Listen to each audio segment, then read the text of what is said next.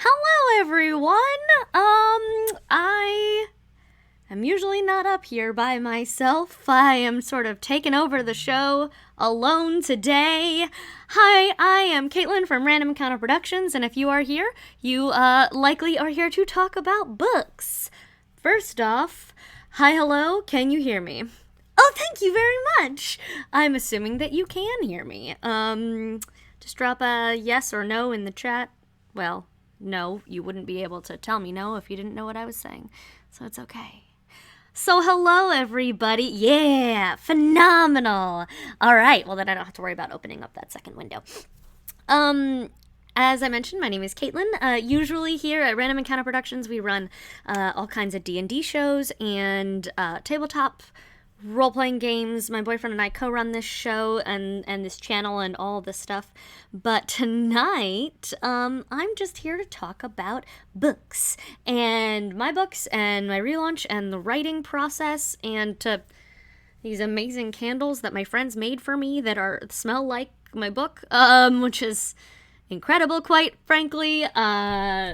Coolest thing that's ever happened to me. So thank you so much. I learned how to properly contour my cheekbones today. If you're not following it on the chat, that was a response to that my makeup is so on point. So that makes me very happy. If anyone here is part of any writing groups or critique groups that you think would benefit from having this kind of conversation, come on, bring them on down. Let's all get to know each other. Let's hang out. I am up here at my desk today at my happy writing space. Maybe I'll give you a tour later. This is usually where I've been doing the live streams for the D&D since we started going fully remote. We used to be downstairs in a proper studio setup, but now we're trying to kind of stay isolated because safety, and so I camp out up here with my Red Bull and any snacks, and my dice tray is over here. You can hear the click-clacks. And, you know, I can just wear pajamas, and I usually do. So it's a good time. It's always fun. Now, if you'll give me a moment, I am jumping into, I was told to post in a group, and I don't remember what group it was, so I have to find it first. Where am I? I found it. Good, amazing. Let's go. Phenomenal. Remove the link. Give me a gift. That's way more fun. So, if you are in the chat, let me know where you found me from. I know some of you, I know Izzy. Obviously, Izzy plays with us on our stream. And if I don't know you or you're from, hi Irene, how are you doing, love? Hi, lovely to see you. Even just the tiny little, it's just to see your words and your name, because I cannot actually see people.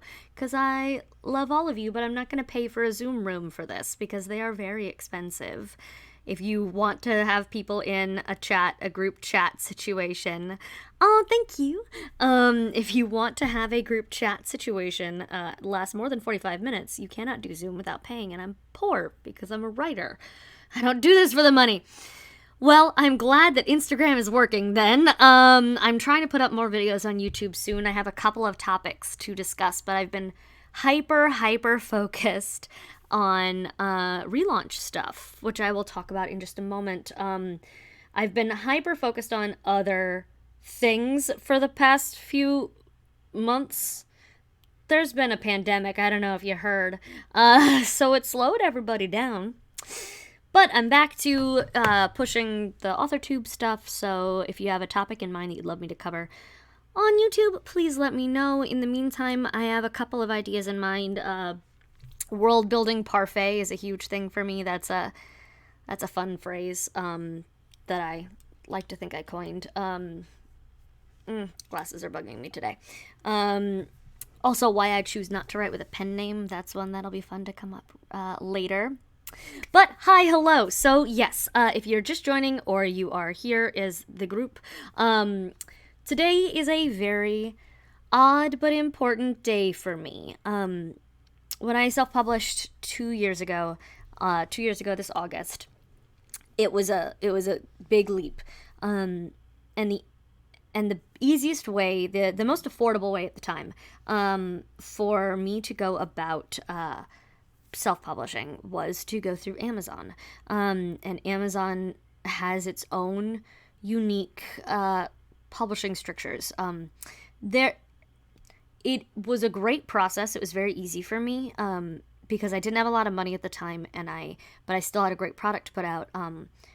I spent everything I had on my cover art. I got very lucky because I have publishers, or not publishers, proofreaders and editors in my family, so I didn't have to pay a lot of extra for that. And Draft to Digital helped me put together the formatting by myself. So for a first edition launch, it cost me only what my cover art was, and that was a chunk because she's worth it. Because I mean, look at this. This woman is wonderful. I love my cover artist so much. She's incredible. Worth every single penny, and why I have kept going back to her. But I took a leap not knowing a lot of things. I rapidly turned around, and in 18 days went from, yep, I think I'll publish, to, hey, I published! And that was a lot for me. But when you publish through KDP or Kindle Direct Publishing, you have to basically sign away the rights to distributing your ebook. I can do whatever I want with paperbacks and hardcovers, but distributing my ebook to only Kindle. Now, for a long time, that was working very well for me because most of my page reads were going through the Kindle, or when you sign up for KDP Select. Sorry, I apologize, which is what puts you in Kindle Unlimited. Now, Kindle Unlimited is a very interesting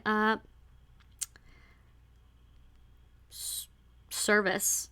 Words are hard. I write better than I talk, which says a lot because I'm a professional actor. But it's a great service that is it's basically a subscription service. So authors put their books up for free, and then readers pay a subscription every month to read as many free books as they want. Now, you would think that wouldn't get the authors a lot of money. They're doing it for the exposure. It's not actually true. You get paid per page read. So if you're someone like me and people tend to finish your books, you can make a lot off Kindle Unlimited. However, for a lot of authors, especially epic fantasy and people like me who want to go and find a lot of different venues to publish through and to market to, it is a little limiting because as long as I'm only published on Amazon Kindle, I cannot publish on Nook. I cannot publish on Smashwords. I cannot publish on Apple Books or Google or any of those other places, which I wanted to do. So I finally took a little bit of a leap a month or so ago and canceled my automatic renewal in KDP and waited for the date to arrive where it would pull out of that program, and it's today. Yee! So as of today, it is publishing actively to Apple Books, and Book One is at least to Apple Books and Barnes & Noble and a lovely little Australian store that I've never heard of before, but it's listed on my new Universal Book Link. It's great. So with going wide, it's a long-term gain if you're if you're a good author and you're willing to spend the time and the money to market. I'm willing to spend the time. I'm trying to save the money. I'm trying to earn the money to be able to pay for marketing. But at least I'm willing to dedicate every moment I have of quarantine to just buy my book. Let's go. Hello. So that for me is worth it. Because my sales had started dropping on Amazon. I think I tapped out a particular branch of the market that I was done. It was mostly page reads, and I'd rather people be able to actually buy. So I am here now taking a giant freaking risk. This is huge for me and terrifying. But also felt like a sign because like I said, I've been trying to redirect more of my funding toward marketing lately. Because you're in quarantine, you have nothing else to do. I've been redirecting some funding, and I found the Bargain Booksy Book of the Day deal, and I was like, sure, I'm gonna splurge on that.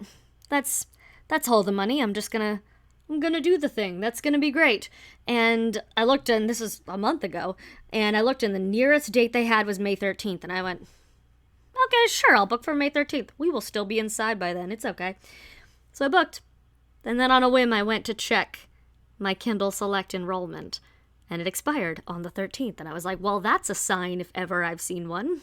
Let's do this. So the universe told me, the universe made me do it. The universe made me go wide and publish out there in the world. So it's been a weird little journey, the whole author journey. But I would like to talk to you all about it. So, if you have any questions about publishing, if you have any questions about writing, if you have any questions about my books or my series or my whatever, we're going to, throughout the night, do some giveaways of some signed paperbacks. That's a lot of fun. And we've got these amazing candles for sale in my store now, which I will find a link to. Izzy, you're in the chat. Can you just go find my shop link and post it in the chat, please? Why aren't you a mod already? I feel like you should be a mod already. There. Now you're a mod. You have a sword now. Thank you so much. But if you don't start questions coming, I'm gonna just talk about nothing.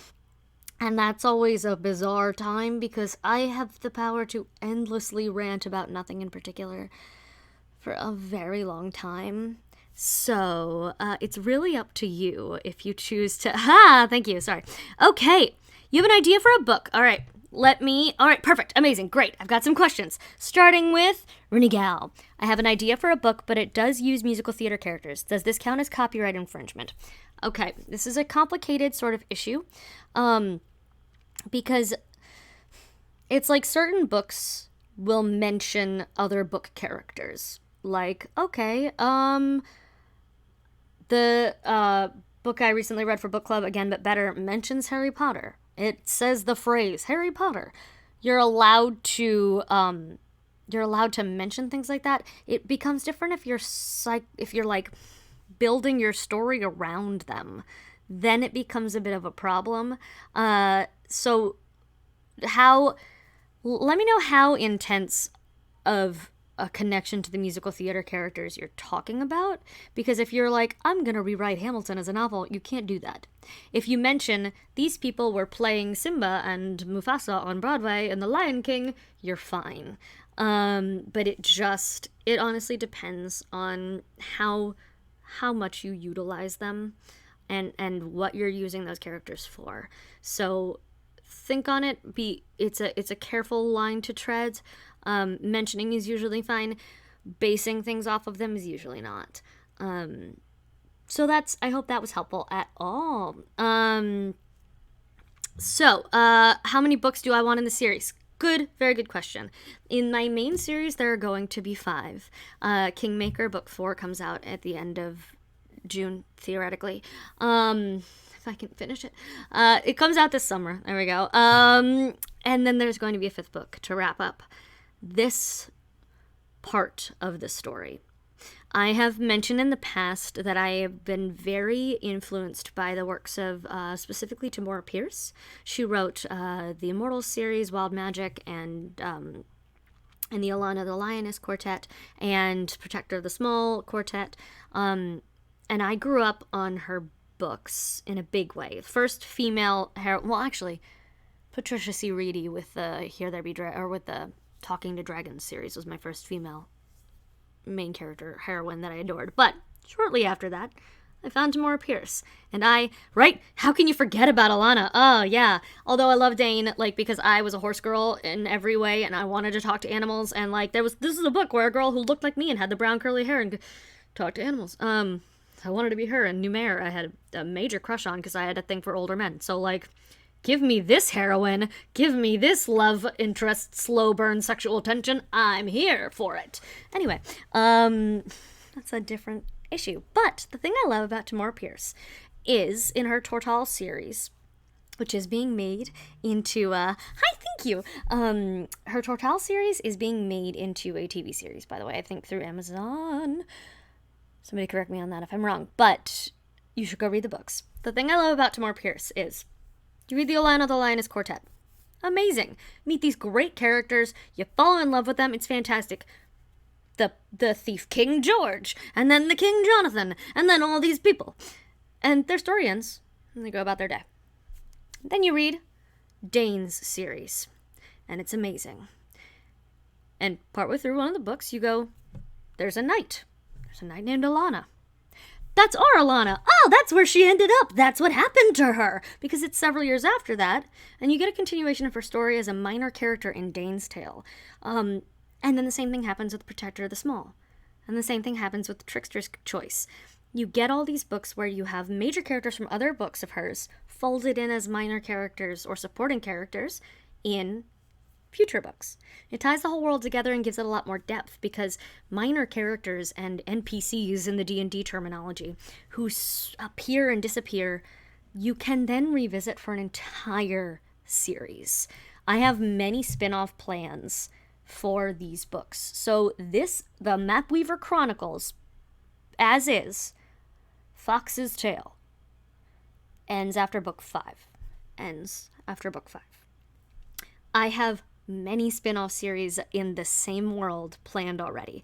I have already planned out if you've read book 3 and you've met the Siren Pirate Captain Talathiel, I have planned her spin-off series. I have planned her origin story as a YA, like when she's younger and she's like being a pirate siren. I have planned Lai's story all past all of this. I have planned many different spin-offs about the Shavid and other Shavid troops that have nothing to do with Fox. And the other tribes, by the way, because remember, there's not just the Wind tribe with the Shavid. There is Earth, there's Fire, there's Water. We've met some of the Water people. We're about to meet some of the Fire people. And they all have rich cultures that are just ripe for writing characters within, which is great. So that is 5 books in the series, a lot of books in the world, if that answered your question. I'm very excited about that. And thank you for the congrats. I appreciate you, Kate up. I need a drink. As a side note, I started burning my 5 sides candle when I was prepping stuff, and I've let it warm up and do its thing. And then I left the room and I walked back in the room and I was like, oh, I'm at my inn and it's perfect and I love it so much. So yeah, it smells like it should, and I love it so much. So I love a good ambiance. You can absolutely see my D&D roots coming through. I started writing this book started writing book 1 before I was like super into D&D. Like I'd played second or third 3.5 or something back in high school a little bit. But this was completely separate of that. The series as a whole, I've definitely taken some ideas and concepts of like magic or how people learn magic and stuff like that, and folded that into the world a little. It's made me I did a whole YouTube video about that D&D made me a better storyteller, because D&D has rules set in for those of us who don't want to give our magic rules because it's a pain to write around. It's also a fun way to think about it. Like, I think Izzy was the first person to ask me, hey, if you were going to make Fox a D&D character, like, what would he be? And I had to think about it, because, like, you're used to thinking of YA heroes as being like, well, they're fighters, or they're wizards, or they're what, and he's not. He's neither of those things. He is good at fighting, he is good at archery, but it's not where he shines. So, like, a couple levels of, he's Ranger Bard multi-class if you D&D. He's got that hunting thing, he's got the tracking thing down, he can do the pass without a trace, not a problem. But the Shavid are bards, that's what they are. And so he absolutely has that within.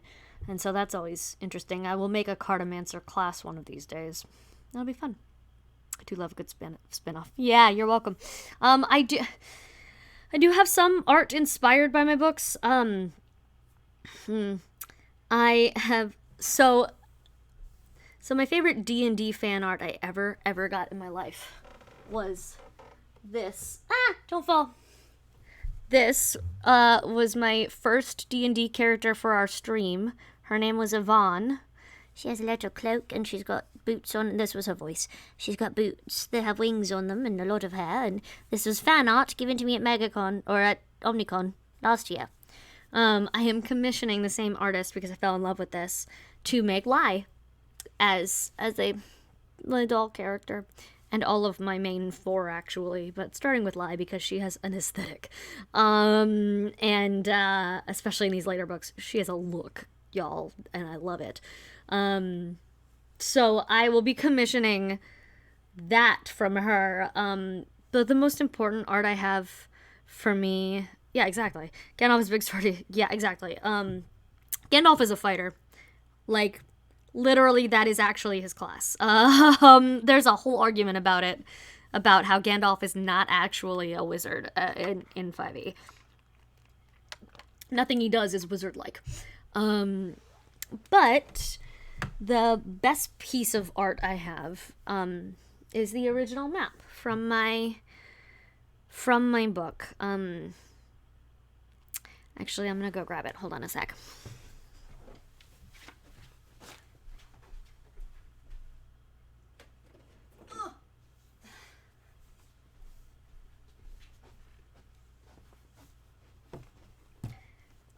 So this is the map from my books. As you can tell, it is very large. I am very small.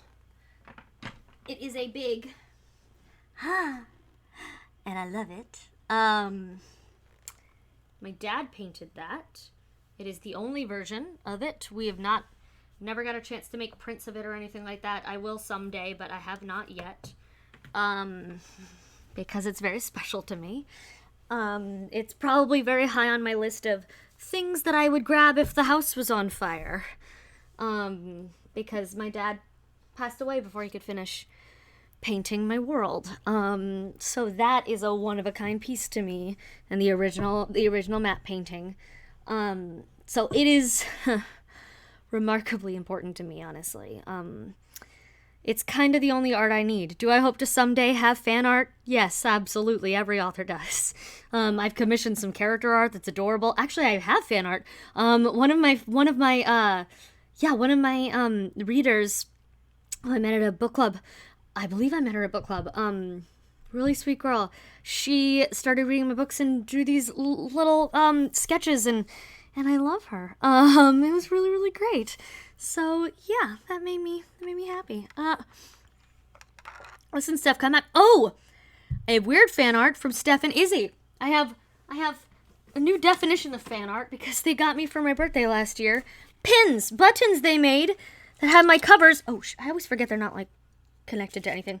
That had my covers on them and quotes from my books. There, haha.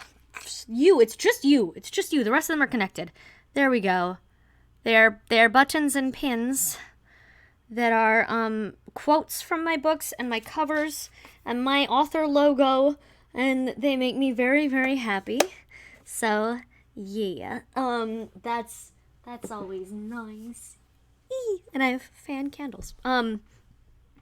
What made you want to start releasing your first book as an audiobook, and can you talk a bit about that process, please? Absolutely, I can. So, let's talk about audiobooks. That's a whole other thing, and I love it, and I'm excited to talk about it. So I have been an actor and a performer like most of my life. I have been on stage since I was 3. And later on in life, I started realizing that I kept on getting cast based on character voices, which is a really good time because I love them. Yeah, it will be me that's reading them.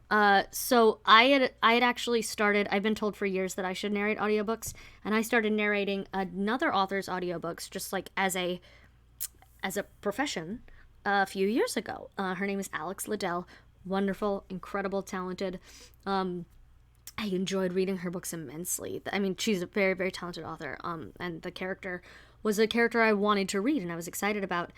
And I had always loved listening to audiobooks, and I always loved performing, and this was this great combination of the two. And the moment I started publishing my own books, because I had already started narrating the Air and Ash, the Tides series is what it's called. People were already asking. They were like, "Okay, are you going to narrate your own books? Are you going to narrate your own books?" I was like, I guess yes, I am. Yeah.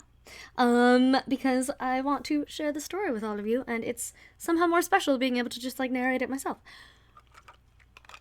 I have the equipment. I knew I had the skill. But if you don't, if you're an author who just wants to write or you're a person who just wants to narrate, I can talk about both of those sides because now I've done both.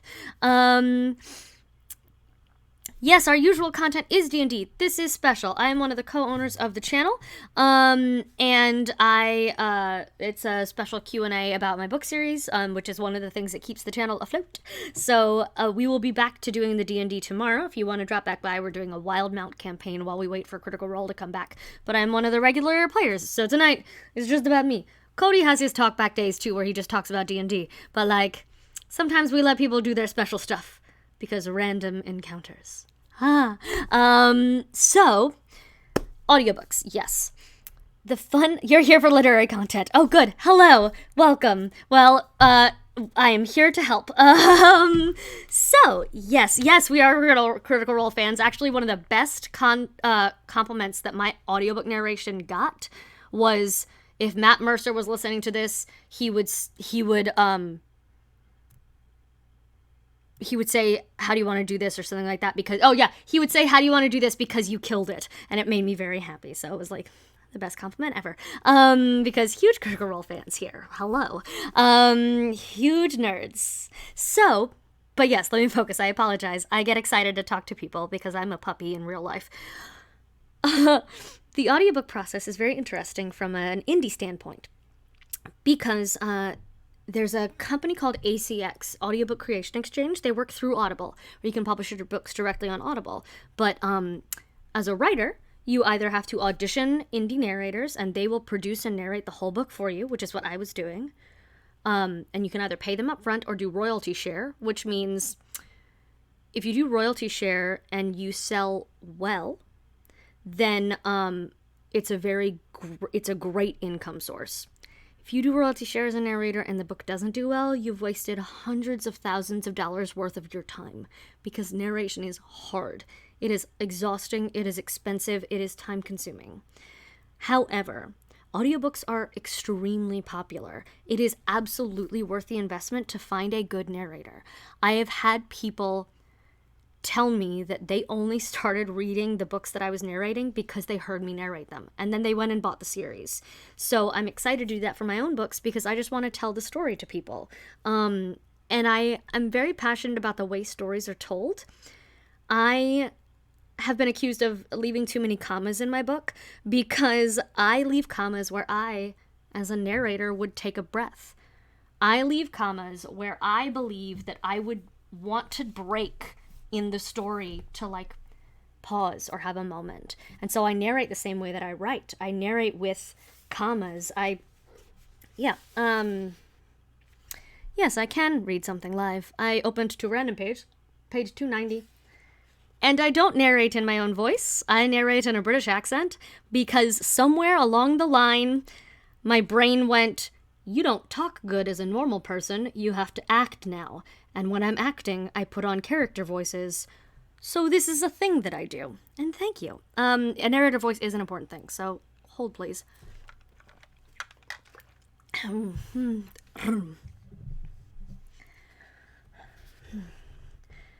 It might have been any other road, pitted with generations of wagon tracks. The earth had settled down and hardened almost to stone. Persistent and determined weeds sprang up here and there, and riders on horseback jockeyed for space with those city folk who walked or drove carriages. Some pushed small, two-wheeled carts laden with wares. Men sold cheese, shouting out prices and offering bargains. Women sold fabric and sewing needles. And everywhere, there was a pervading sense of flowers in the air. Fox had noticed it before, but put it out of mind. In a world with so much new to discover, flowers seemed rather insignificant. But now that the towns had turned into a city, he could feel the flowers everywhere. In the tiny patterned details of women's dresses and the fresh scents wafting on the breeze. They sprang up on vines that crept up shop walls and glue and planters on windowsills.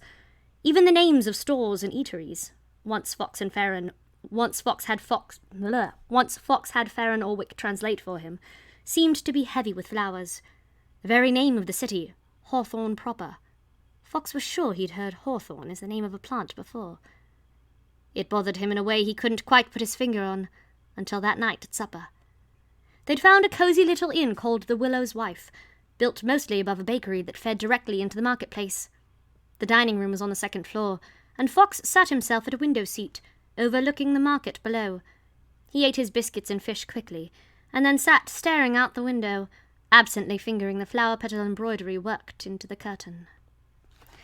So, yeah. And that is a little bit of my, you are British, that helps. I fake my British and my Irish. My main characters, I took a poll, so Fox and Lai are going to be Irish. It is just, it's a good time. But again, I make my living doing voices, and thank you very much. I always have to remind myself that I'm doing a staged British, because I learned to do dialects for the stage. And it's different than normal British. It's different than real British. Even our actual British actors at Harry Potter World take these classes and have to sometimes relearn how to speak properly. Not because they're doing their own dialect wrong, but because we have to do the dialect in a way American audiences will understand. It is very much a stage British accent, because if I wanted to just be in London and relax a little bit, I could, but a lot of the time, no one's going to listen to that for a long time, because American audiences are lazy. Frankly, we've discovered they don't want to listen, so I have to put on a little bit of a received pronunciation feel. But I like bouncing between them. It is a lot of fun. Screw American audiences. It's a lot of fun. I promised I cannot pronounce our Swedish friend. I'll never be able to pronounce your username. I apologize. I promised at some point I would do just like accent roulette with him and just like let people throw dialects at me and try, because I've had to do some weird things for my audiobooks, y'all. They have made me feel racist, because I'm very white. If you have noticed, I'm quite white. And I have to do,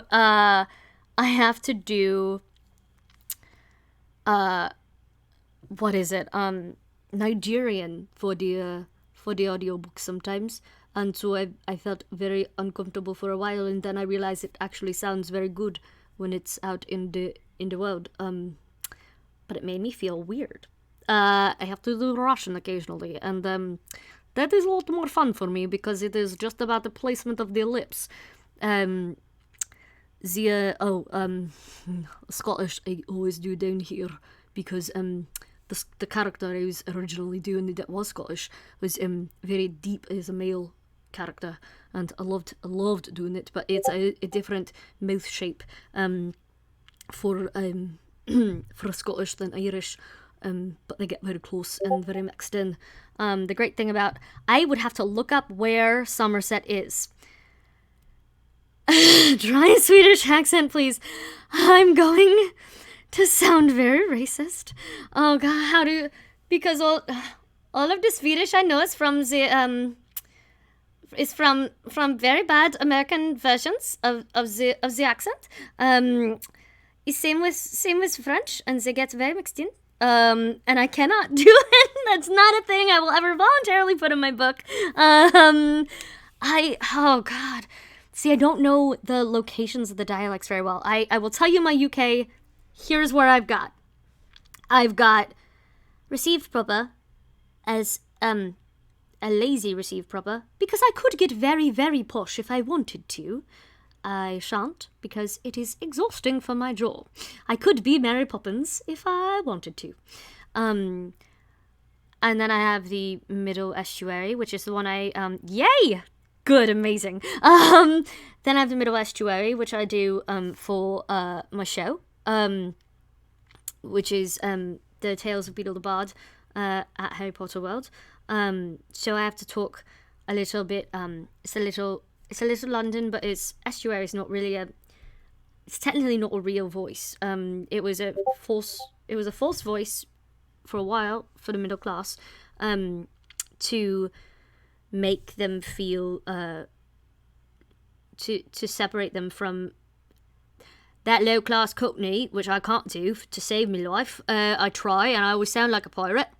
and I don't enjoy doing the Cockney because I feel ridiculous. But it's exactly it is my default is because I do know the difference in pronouncing the American version and the English version. It's default if I am American. It's default if I am British. My default British is this sort of right at the edge of estuary and proper, because I found it's very easy to listen to for long periods of time. It is the sort of Dick Van Dyke hated his own British. I'm not doing that to myself. It's painful. But I am constantly practicing. I had to get very good at Russian for a while. Because I was doing it for it slips. It's where your jaw sits and where your accent triggers are. Because Russian, the accent trigger is just Russian. That you say the word on the lips and it just happens. And then I turn into Bartok the Bat and it's like over. But the Scottish, unfortunately, you hold your mouth the same way as the Russian. I learned narrating Windswept. I have 2 characters in a conversation together who are Russian inspired, fantasy Russian, and Scottish inspired, and oh boy, did it take me forever to narrate that chapter. It was so much. I had to stop and restart and record over myself and delete and edit and just sit there and talk to myself in the accent out of character for a hot minute between things. It was a lot of fun. It was always a good time. I enjoyed it very much, but it's a pain. I always justify the finished product by, well, it's a fantasy world. They're not technically Russian, so I can do what I want. One of the negative notes from an audiobook I narrated where the author picked the voices was, I liked it, but it felt like it was very Irish. And I was like, she told me to make those characters Irish. Like, what do you... Yes, that was the whole point. Why are you giving that negative? Like, that I did my job right. So that's always fun. But yeah, the audiobook process can be good or bad depending on if you have a good author and narrator relationship. As both an author and a narrator, why are you all talking at the same time? As both an author and a narrator, sorry, my Discord server is blowing up. I have been on both sides. I've had terrible experiences with authors who didn't know what they wanted, and I would try to give it to them and they were never happy. I've had that. I want an Irish accent. No, not that Irish. Not you, Izzy. I had that where I told an author in an audition, I made some executive decisions with these voices, but I can do any accent you want. They were all British or UK. They were all in my range. They were all in the realm of possibility for me. And they responded with like, great, good voices, but like, I want more variety for the voices and like, I want something different. I was like, but I told you I could give you something different. Can I send it again? No. Oh, okay. It's fine. Oh yeah, Orson Welles. That is a voice choice. The man that convinced the world that we were at war with aliens. The voice that launched 1,000 panic attacks.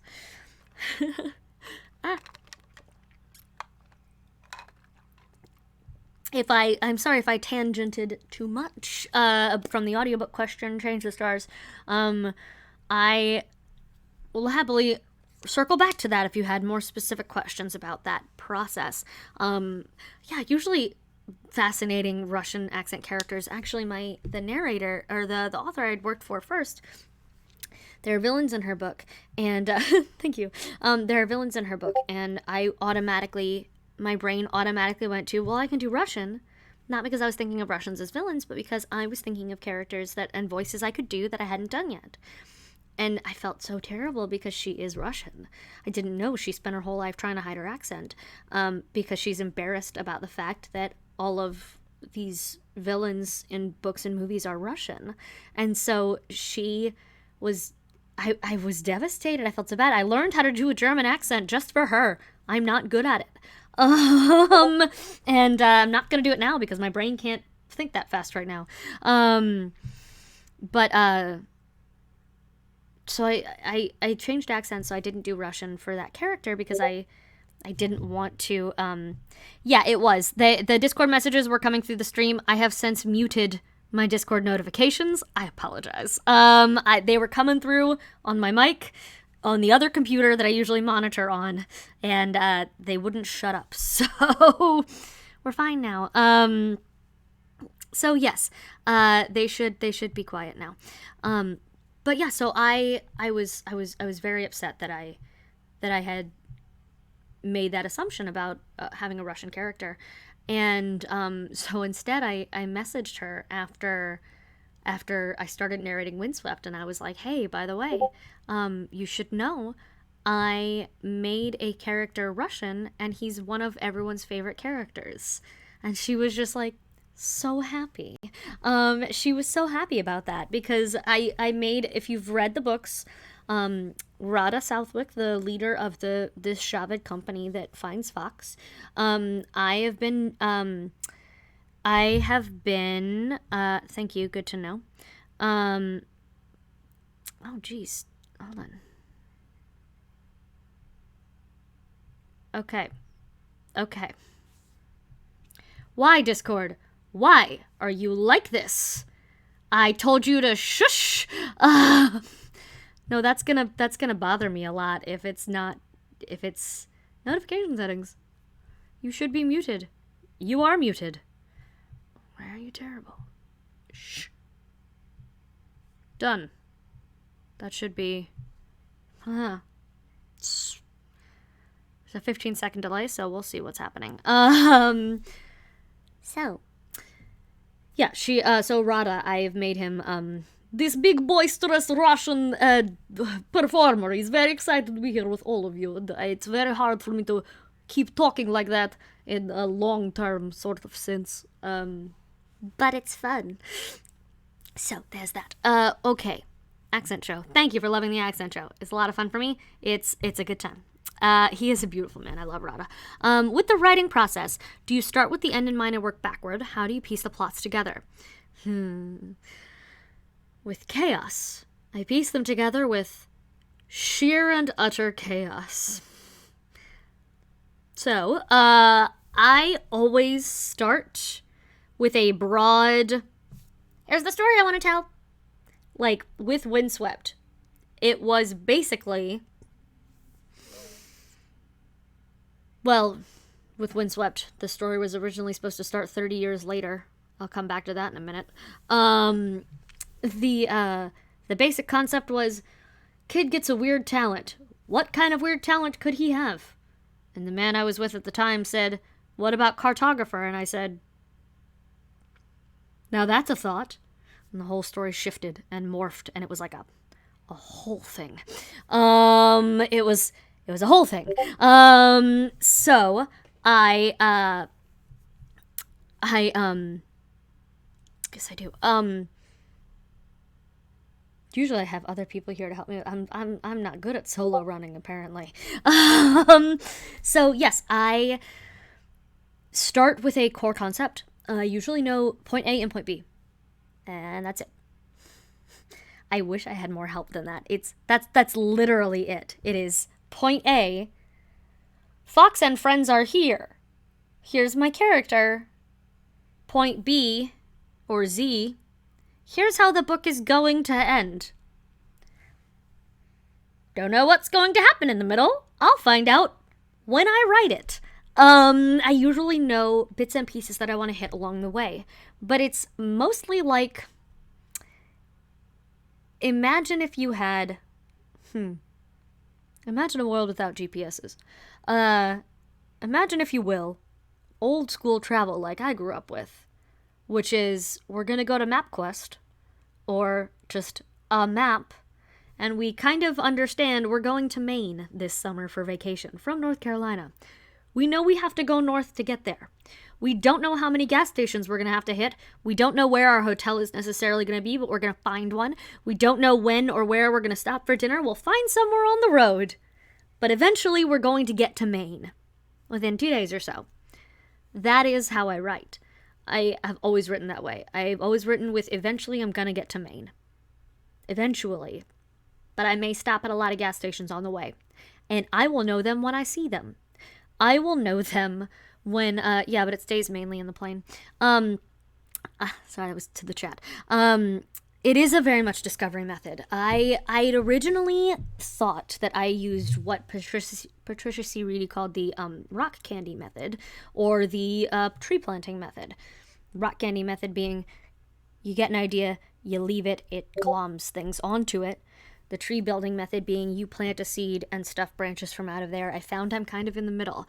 It's not even snowball, it's its own thing. It is, I find things while I'm writing and filling out world details as I go, where I go, that would be fun to visit. I don't know why, but we're going to go there. And we go there. And it ends up being very, very, it ends up working for me really well. It doesn't work for everybody. I have tried to sit down and outline. It doesn't work. As a matter of fact, my original version of Windswept, as I mentioned, took place 30 years in the future. Different main character, different everything. The part of the outline, I originally did a 42-page outline. The part of the outline that Windswept was a paragraph of that 42 pages. It took on a life of its own. It took off. The outline no longer mattered. And trying to keep to it was boxing me in and was bad for my story. So yeah, I'm a discoverer. I accidentally happen upon storylines that I put into place 2 books ago and I didn't realize it. And then I go, oh my, it ties together already. It already happens. I consider myself very lucky for that. But it's also like a lot of work to try to find them. It's why I'm an emotional writer. If I'm in the wrong place, this is going to sound really hippie-ish, but it's very, very true. If I'm in the wrong place emotionally or mentally, or even physically sometimes, I cannot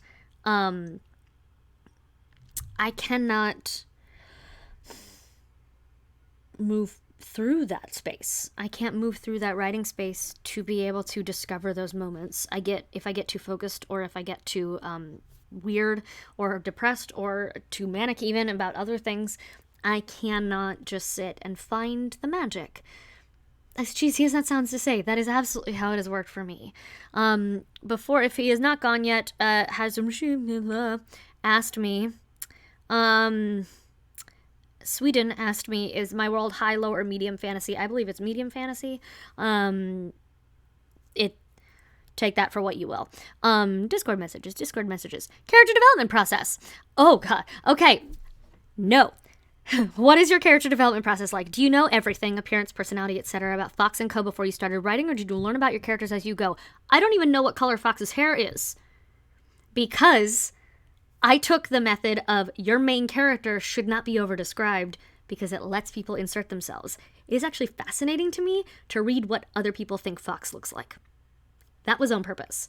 But then when I was trying to commission character art and cover art, I was like, dark hair?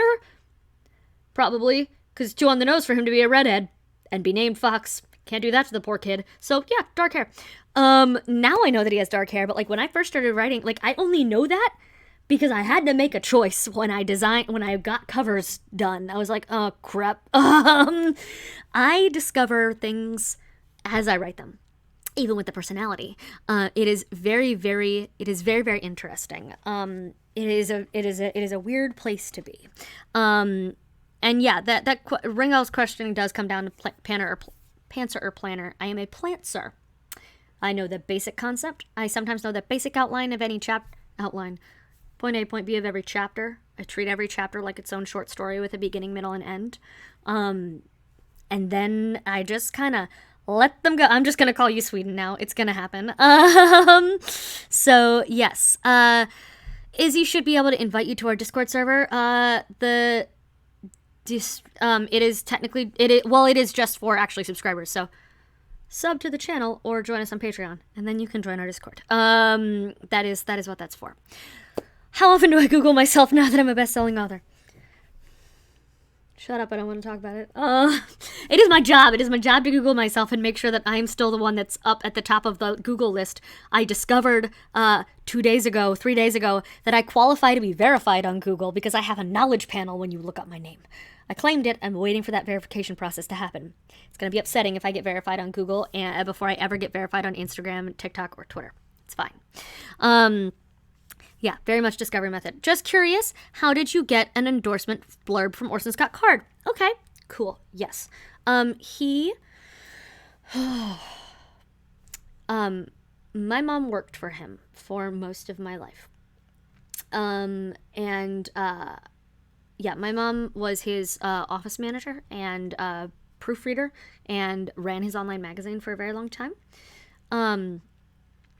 So he became my mentor.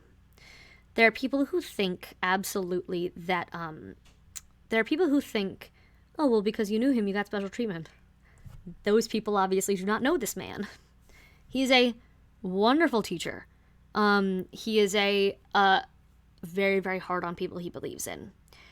When I started trying to write and trying to follow in his footsteps a little bit, he was much harder on me than most of his students because he'd known me my whole life. He knew what I could do and he knew he could be harder on me. He was also hard on me when he was directing me in church plays. Grew up with all the things. So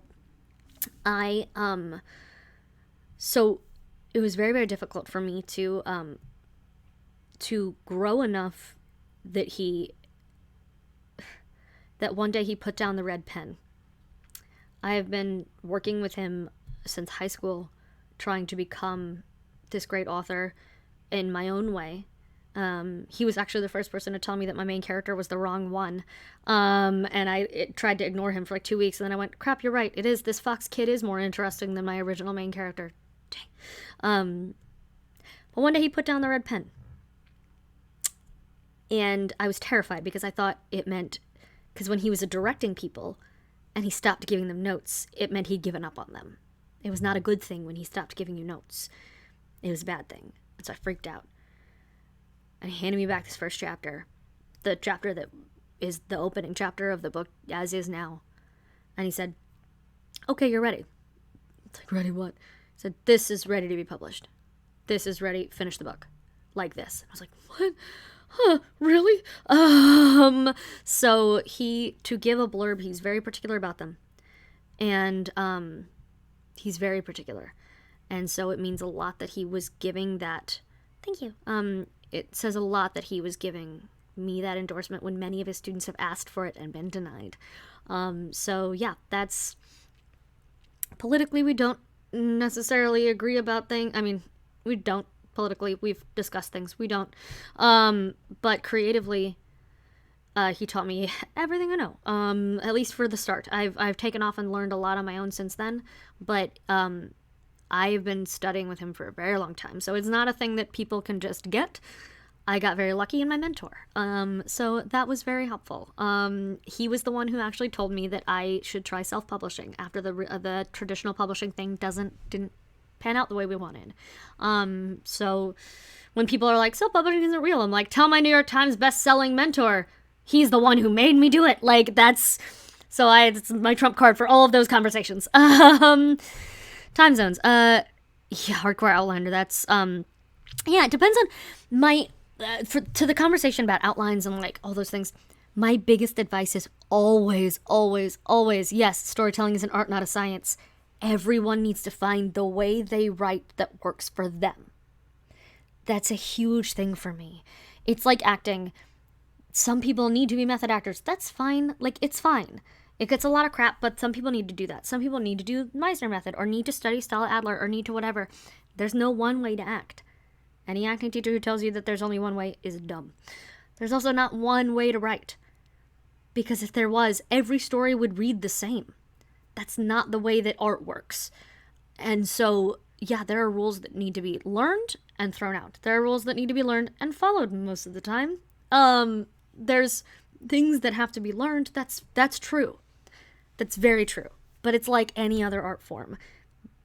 You can learn to paint. You can learn how to use the tools at your disposal. And then you can do your own things with them within that medium or in other mediums or whatever. So yeah, absolutely. absolutely, you sit and you find your own way to write. If that's outlining, outline the hell out of it. If that's like me and just chaos, go. If you're one of those people who writes scenes on index cards and moves them around, also great. Works for you. You do you. I personally don't draft. I'm a crazy person. The version of the story that I finish is the version that you all see. I have to edit as I go. I absolutely get hit a wall if I can't write past something. I cannot just leave it blank and go, first draft, it's garbage.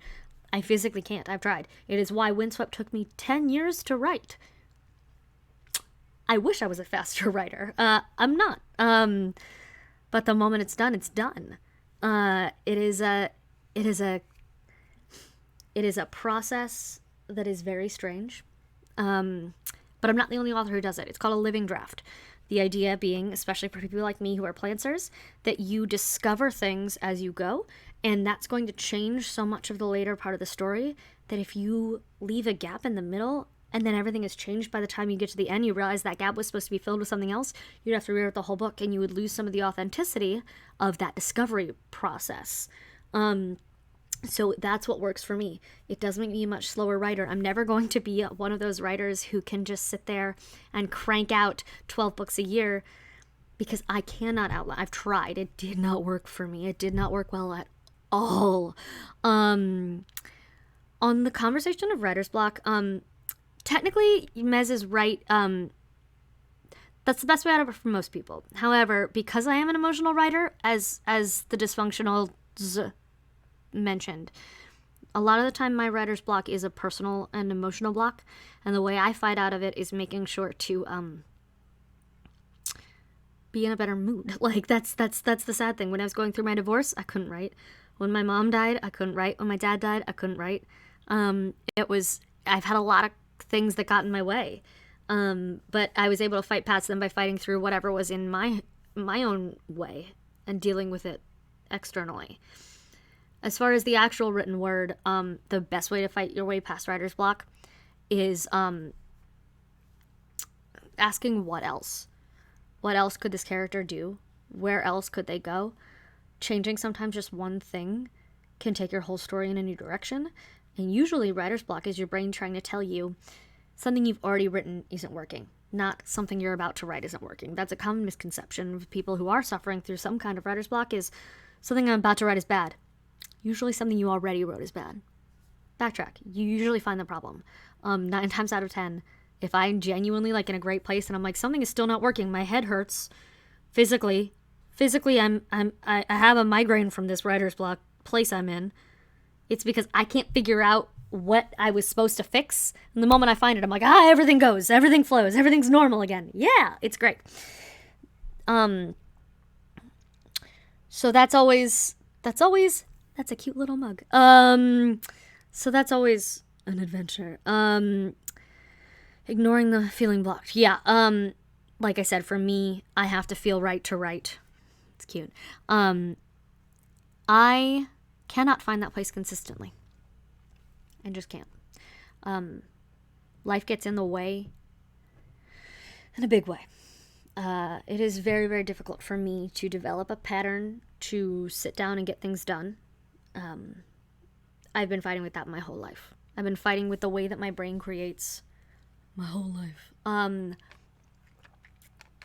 I have found a way to kind of work around it for me is even if I'm not writing every day, I have to sit and do something with my craft every day. If I don't manage to get to it that day, I do not punish myself. That's the other big thing. Don't bully yourself into feeling bad if you don't get writing done that day. But like sometimes it's just, I'm going to make a TikTok about books today. That to me feels good. I'm reminding myself that I want to be discovered for writing there. And so like, I'm going to go write. It's a positive reinforcement sort of situation. If I'm dedicating my time and resources to some aspect of the craft, it usually helps me stay on the right path and it helps me find that place more consistently. But there are going to be some days where depression and anxiety are going to get on top of me and I'm not going to be able to write, no matter how much I want to. And that sucks. But that is a personal mental health problem a lot of creative people deal with every day. It's not like acting. I've been depressed and gone on stage. No problem. Not an issue. Because that is already there. that is already established. Even when you're doing improv, someone else yells at you a scene suggestion. You just kind of run with it. When you're writing, you're coming up with all of the things. You're doing the set design and what the lighting should be doing and what the actors should be saying and how they should be dressed, and you're putting on a whole play by yourself. That is so hard. That is not something I could do out in the real world if I was having a really bad depression day. I just couldn't. Like, it's not how that works. So yeah. That's always fun. Sorry I blew everybody's minds by talking about how I don't draft. It is a time. Yeah, I've tried doing it all in one block and it took 8 years, ended up with something that still needed editing anyway. Yeah, mental health is very important. Correct. Yeah, it's a lot. And it is a bit of a process. I have to briefly run to the restroom because I'm human. So, if you can do me a favor, if you all have any more questions, think on them, ask them in the chat, and I will jump back to them. I'm very, very honest about the places I'm at. My YouTube channel, I'm very raw. I try very hard to be very honest with people about my journey and about everything that's going on. So, hang tight. I will be right back. Izzy, if you are able to kind of like maybe copy paste some questions and send me a list on Discord to keep them organized so that I don't lose them. Y'all, go nuts, ask some questions. I will be right back. Thank you all for tuning in. I will see you shortly. And we're back! Hello again! So thank you for your patience. It's a common problem with lecturers and people who have to drink water to keep their voices going, is then you also have to pee. That's a lot of fun.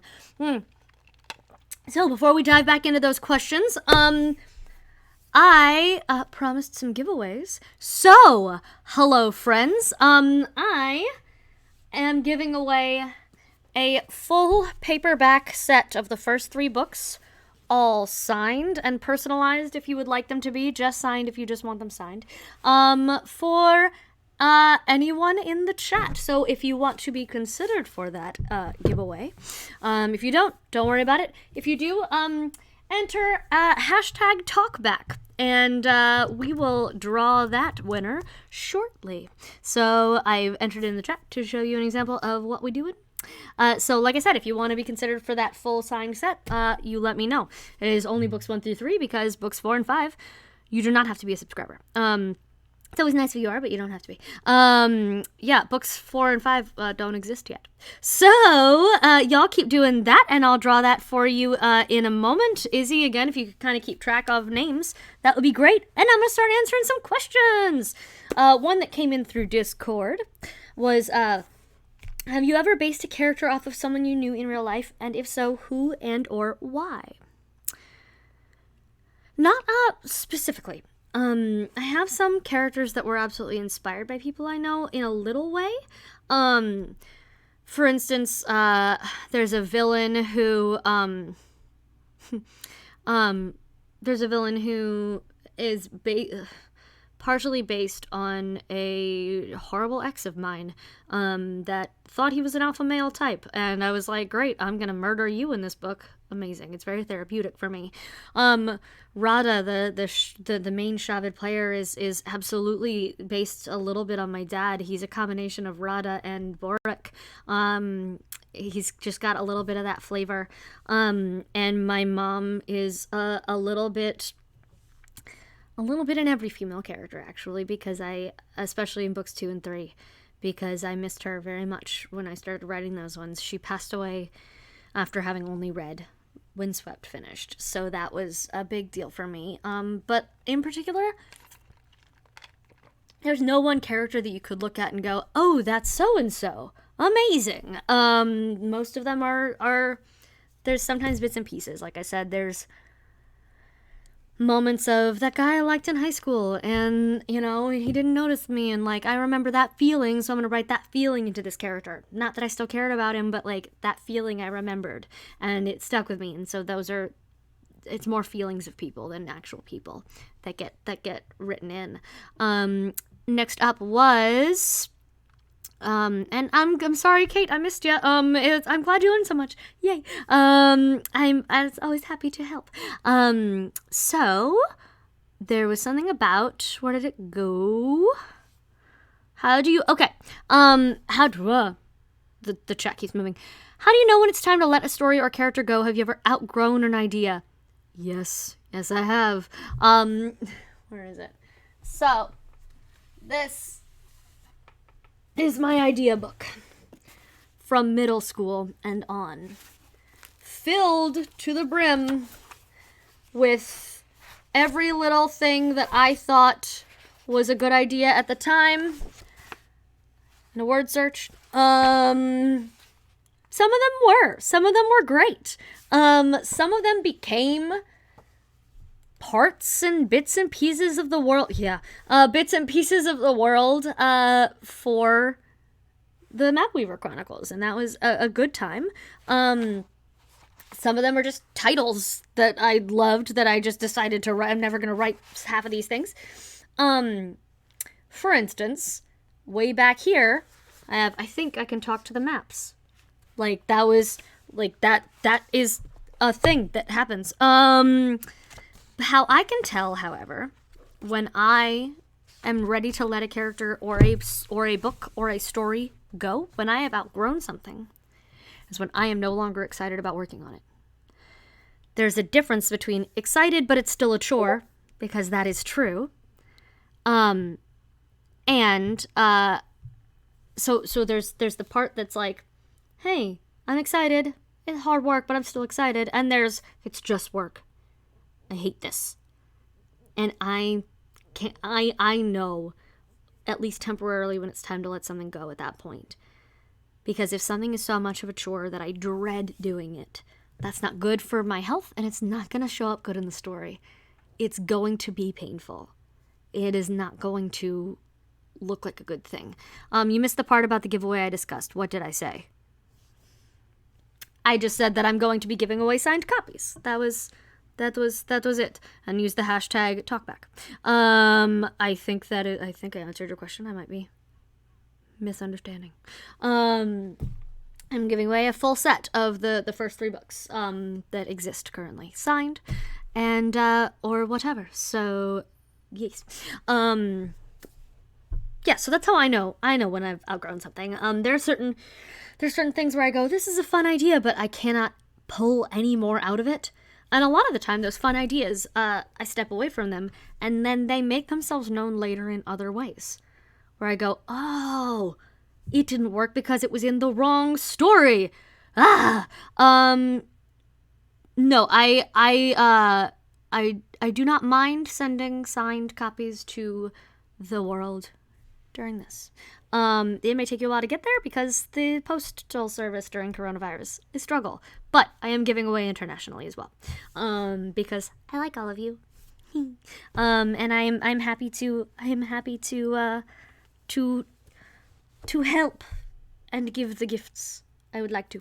And you've been sitting here listening to me talk forever. The least I could do is shell out some money for shipping.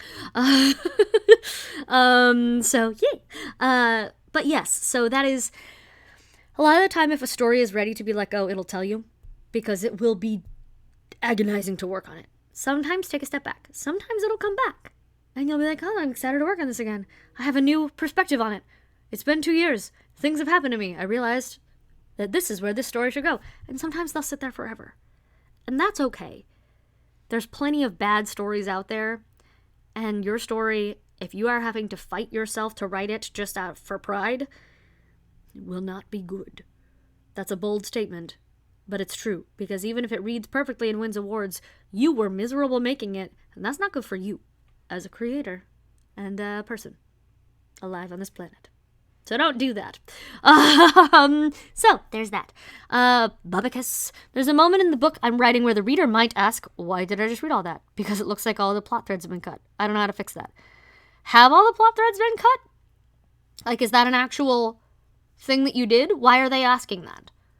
Why do you think that your readers might be concerned?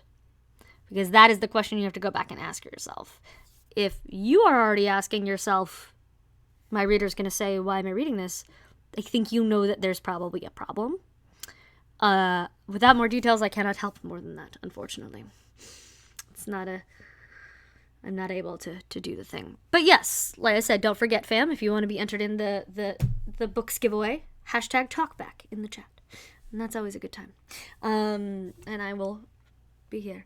On the stage, you're getting tired of your trilogy now, but you're so close to it, you don't want to stop. Exactly. Like, that is, everyone's allowed to get tired of their books. But when you still don't want to stop for some reason, like, you still have a drive. It's still there. It is a weird place, but it's still there.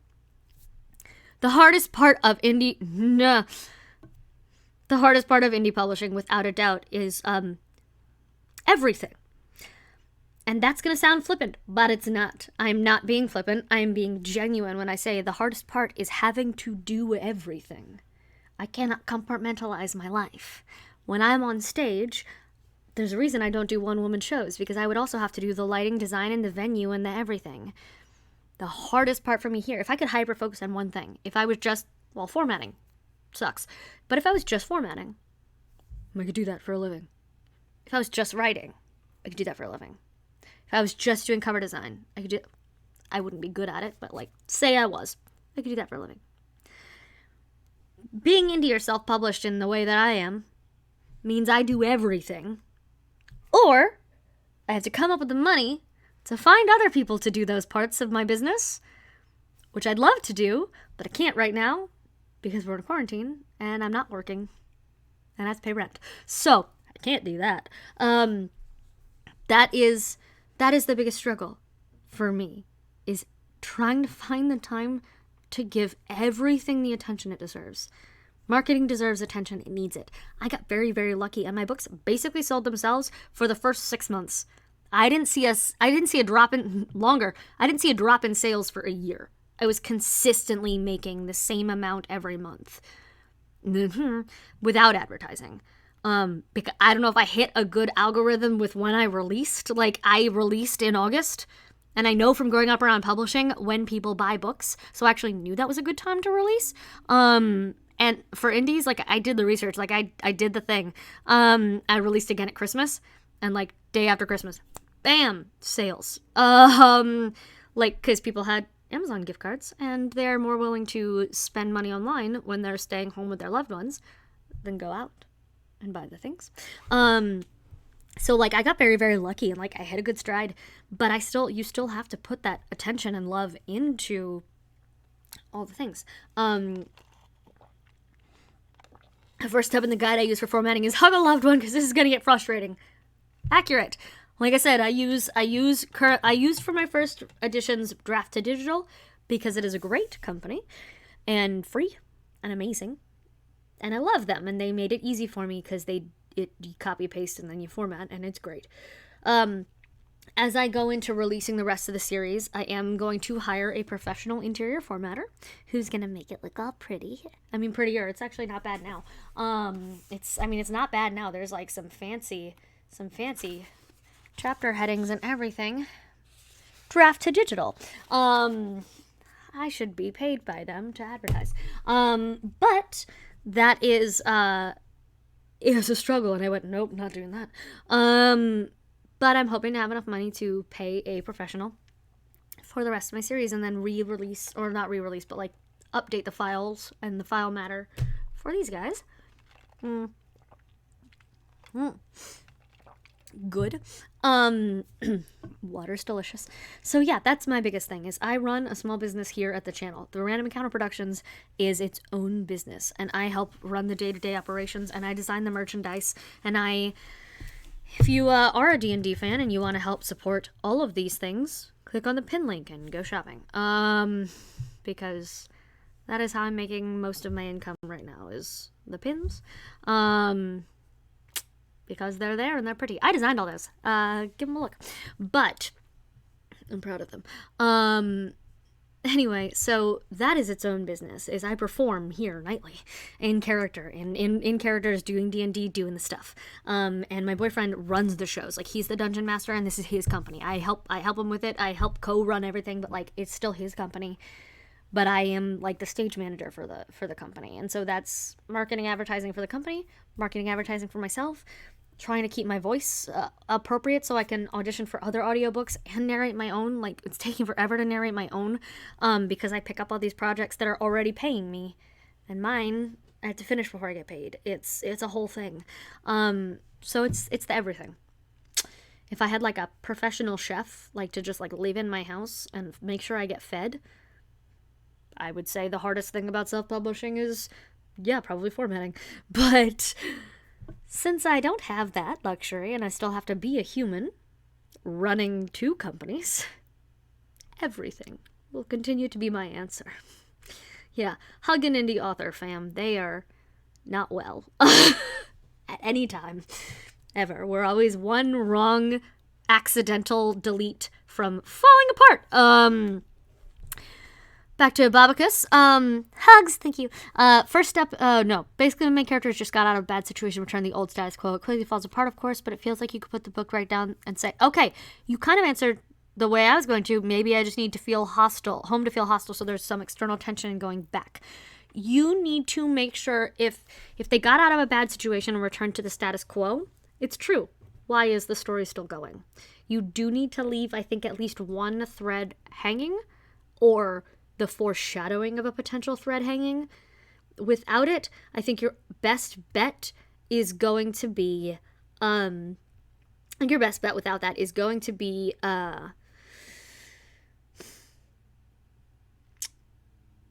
it's going to be, your character has to be likable enough. If your character is not likable enough, which is a very, sometimes arbitrary and extremely subjective thing. Like, I have characters I love who other people cannot stand, and I've read characters where everyone loves them, and I'm like, who is this guy? What is happening? So without forcing a likable or understandable character that you know everyone's going to want to keep reading about, very hard to do, I would make sure, like, one thing is still dangling. It could be something as simple as, you know, at the beginning of book he forgot to lock his car, and we keep referencing it. We're gonna go find out if he ever did. Like, it could be something innocuous and seemingly mundane, but anything hanging there is gonna help. It's like at the end of a TV show where you finish the plot and it's great and everything has cleaned up nice and it's wonderful, but like, then at the very last minute and a half after the last commercial break or right before credits, they like drop some other like hint of something on you. Maybe the characters don't know. Maybe only you as the viewer knows, but like, there's the hook for next week. I think you add something like that in the end of that chapter where it feels like everything is normal, and just drop a hint and see if that helps. If you can do that without everything falling apart. I believe in you. I think you can. Yes, hug after all this is over. So yeah, some kind of tension or some unanswered question. Very good. Yeah. Hi, new. I'm Caitlin. Come for the literature, stay for the cheesy dad jokes. Hello. In a question answering process right now. Welcome. Have fun. People will get you up to speed. Izzy will get you up to speed. Tonight's mod. So, Change the Stars asks, what got you into selling your books at cons? Again, I went with the D&D company. We were taking all of our shirts and our pins and our dice sets and all these things and trying to advertise our company, and rude, and trying to advertise our company. And I also realized that I had this product. No, actually, a con came first. I did a book con before I ever did a company con. I'm glad we have these conversations, because I forget the order of my life sometimes. It's just all very chaos in here. If you haven't figured that out after the last hour and a half with me, you're not paying attention.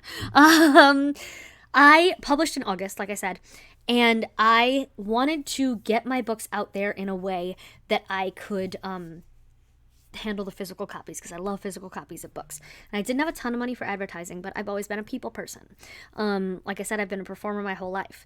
And so I happened upon this advertisement for a con in St. Augustine, which is not that far from me. It's about 2 hours from me, called Ancient City Con in Jacksonville, or in St. Augustine, near Jacksonville. And it was 2-3 weeks after I published, and I'd rush ordered, I rush ordered a bunch of copies of Windswept, like a ton. And all the stars just kind of aligned because I had a friend from college who lived there and had a spare room I could stay in. My sister was going to be able to join me for part of the event so that we could so that she could help booth babe for me, like, you know. And so I just went by myself with no promo material, just like took some stuff from the company for bookmarks that like had my D&D information on it and just like manually wrote my own website on it. It was janky as hell for that first event. But I sold almost all of my books. And I realized then and there that cons are where I prefer to sell. That is where I like to do my book selling. That is where I like to do my advertising. This year has been very hard for me because the convention's all closed. Because coronavirus. But I realized a couple of tips if you're ever going to con sell. These just kind of came naturally to me because, again, I'm a performer. Being a people person, very important. People want to talk to you if you're a likable person. And I like to think I am because you're all still here. And because I've been told my whole life. Yeah, the con void right now is real and it's a struggle. Organization is a dump stat for writers. I want to make that into a shirt immediately. With your permission. If not, that's fine. But boy, do I love that. Anyway, so just organization is my dump stat. Damn, that's so good. Anyway, where was I? Cons. A couple of con tips. So like I sat down. Yeah, you're amazing. Thank you. So I sat down in Author Alley. They happen to have one table left. Again, stars aligned. The universe wants me to do this. Got there, set up my whole booth by myself. Was there. Everyone was so nice. Day one, walking in to like prep my booth, I fell in love. I loved the con atmosphere. I loved meeting all these artists and these weird people who like would only talk through their puppet or like what. Like I loved it. I loved it so much. I was like, these are my people. This is eclectic and weird. This convention hall is the inside of my brain at all times. There's the My Little Pony section. There's the books. There's the video games. There's the weird cosplay. There's the corner I can't go into because it scares me, but like I'm aware that it's there. A con floor is how my brain works. Just like, there you go. There's a mental image for you to last you forever. Every time you see me, it's like her brain is a con floor. Remember that when she forgets things. But I was in love, and it was a small convention, but that was okay because it's very overwhelming. And I was right on the wall with a plug. I like set up my little computer, my books, my one poster that I had of it's a foam core. It's actually in our studio downstairs. When you tune in for our, if you ever tune in for our D&D shows, it's behind the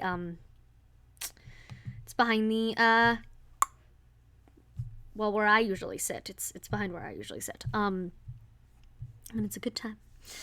Also, thank you, whoever just bought something from my thread list. If it was one of you. If not, that's cool too, but thank you. So, I was sitting between two different tables. Both very nice people. I will not talk about their books, because if they're watching, they will know I'm going to shame them a little. No, I'll talk about their books. I'm not going to tell you titles or names because I can't remember them, so it's fine. On the one hand, there was a middle grade series about science. On the other hand, there's a vampire series. Middle grade side, the gentleman, very friendly, had all his marketing material, great. Jumped at people. Like, would do the thing where they're walking by, hey, do you like science books? It's like, huh. And people who were uncomfortable didn't want to go up to him. Girl on the other side did the opposite. She did nothing.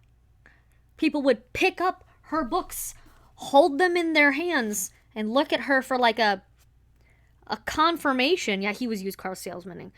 They would like look at her for like a confirmation, and she would just like not look at them or talk to them. And she left a day early. Like, she didn't come back for the final day of the con. She actually asked me once, how are you actually selling books here? I'm like, you're sitting right next to me. You know, I'm talking to people. Because I did talk to people. But here's the difference between me and car salesman guy. I didn't talk to everyone who walked by because some people I could tell we had nothing in common. However, the moment I saw a haircut I liked, a shirt I liked, shoes I liked, someone who was smiling, any of those things, I would ask them a question about them, or I would comment something about them. If you say to someone wearing a Flash t-shirt, I love your shirt, man. You watching the new series? You can tell immediately if they want to talk or they don't want to talk. If they're not talking people, they're like, yeah, and they'll keep going. Have a nice day. Done. Story over. You're done talking to that person. Do not waste either of your time. If they come back and they're like, oh, you like superheroes, let's chat about superheroes, and you talk, they will notice your book. You don't have to sell them on your book.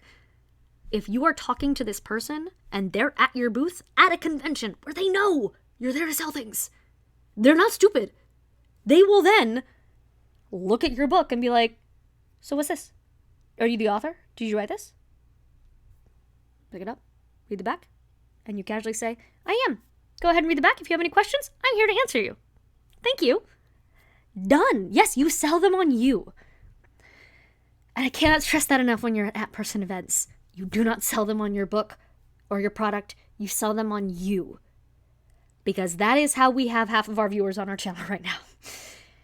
You sell them on you. That's why Irene's here. She likes me as a person. That is huge. You may never see or talk to that person again. But in a world where everyone is yelling at them their products, and people are just like having the people go by, you get so overwhelmed on a con floor. You have to make a connection with the person. They'll know if they want to buy your book or not. Occasionally, if they're looking at something else on the table, like when I do big cons, like MegaCon or OmniCon or whatever, with the whole table, like, here's our D&D stuff, here's the books, here's the shirts, here's the art. Huh? Once they're there and looking and touching things, you can be like, let me know if you need me to help you find anything. Can I interest you in some dice? No? Good. Amazing. Thank you. But usually it is, let's have a conversation. Let's talk. Let me open up a dialogue with you as a person, a human being, not just a wallet with a face. That's really important. Especially in fandom communities and like fantasy communities, people don't want to just be looked at as a number. I don't want to be looked at as a number. I don't want to be looked at as just another author that they met. I want to be looked at as that author they met that was freaking awesome, and now I'm their favorite, like, because I talked to them. Like, I've had genuine friends now that I met as fans at cons. That's huge for me. Like, standoffish is not my thing. Salesmanship is not my thing. I feel a little uncomfortable doing promo posts even, but like I have to for my job. That's part of my job, is to sell you on my product. I prefer to sell you on me. That's all. That's why thank you. I'm honored. Thank you so much. I'm very, very happy to have you. That's honestly what I love to do. I love hearing that when people stop by for our D&D streams and they're like, oh, the character voices are adorable. It's like one of our new viewers, one of Izzy's friends said, damn, these characters are all so endearing. I was like, sorry. I'm here for a good story. That is, my whole life has been about storytelling. I've been dancing and performing since I was 3 years old. I've been a writer, a narrator, an actor, a performer, all the things. A writer, a journalist. Like, I believe in storytelling. And when you're at a con meeting people, the story is you. If you're cosplaying, the story is your character. If you're in a panel, the story is your work. If you're at a booth, the story is you and what you're selling and who you are and what kind of person comes here to sell. That's more interesting to me. Yeah, it is a lot of fun. My current character, Fable Frost, she's an Ice Genasi sorcerer. She's in our Monday night games. She's a small, and I love her very much. I cosplayed as her on Monday, and this is her character voice. She's a little Irish Genasi accidental Disney princess. She is precious. I love her. I'm not intimidating at all. I did a TikTok with her yesterday, and I tried so hard 2 days ago. I tried so hard to be so scary. She's not scary. She is a precious bean. She just occasionally catches on fire. She's a precious bean who spontaneously combusts. It's fine. She also almost killed a bunch of people, but like, that's in her backstory. It's fine. No, like, literally. Quickly, hold on. Yeah, I can see the guy next to you slap the book, say, "This baby is filled with words you're gonna love. Here, take it for a test drive and read the back cover." I like you so much. Thank you. That made yes. Brilliant. No, I like... So, fun quick story about character life and development for D&D purposes. My first fully, played through her for a campaign for a year was a changeling rogue named Echo. And I was, really proud of her and I loved her very much. And, I didn't have, tragic backstory, fine. But, I was not an orphan. Had living parents, just ran away from them. Didn't, typically just rob things. But a couple of players at our table, because I was a rogue, assumed that I was that kind of character, and they kept treating me like that kind of character. And I was like, but I told you many, many times I'm not an orphan. My parents are they're a huge deal. I talk about them all the time. What's wrong with you? It was a whole thing where they wanted to see the cliche that they expected me to be. So the next character, when we started our stream 2 years ago, and I was playing a different character, Yvonne, this one, Yvonne, she was a half-elf rogue bard. She was actually my original character's daughter, and her lesbian partner, their daughter, they adopted her. So I made her to be half of each of them. She is bubbly and effervescent and excited to be here, with a little bit of a dark side because rogue. But she was not a typical rogue either. That was her skill set. She was not an angry, depressed, whatever. All the bad things that happened to her on stream and made her a more intense character. She had her growth live. But still, people assumed that I was going to steal things or that I was dark and tragic. And, they would make fun of me for, certain players would make fun of me for that. And I was like, okay, you're going to see a cliche whether I play one or not, because she is the least roguey rogue in the world, and you still accuse her of stealing things, and when you know I haven't, and accuse me of being tragic backstory baby, when I'm not. So I'm done trying not to be a cliche. So I made Fable Frost. She is an ice genasi sorcerer. She is made of ice and snow and the cold, but she's a phoenix soul sorcerer. And I was like, great, I'm going to go for an aesthetic. I'm going all in. She catches on fire. When it's the burning, it's blue for an aesthetic. She burns blue fire. It is still hot, but it is blue and pretty. And thank you, Izzy. And she discovered her magic because a man is chasing after her who wants her elemental energies. And it's a whole thing. And she didn't mean to be an adventurer. She grew up in a circus. She had to run away from the circus because her powers panicked and took over. And it was this whole thing. And I was describing her opening night and everyone goes, is she a Disney princess? She grew up in this circus and all these things. I was like, well, she still has happy living parents. That's a big deal for me, is having happy living parents. Because I don't. And so I will not make my characters orphans.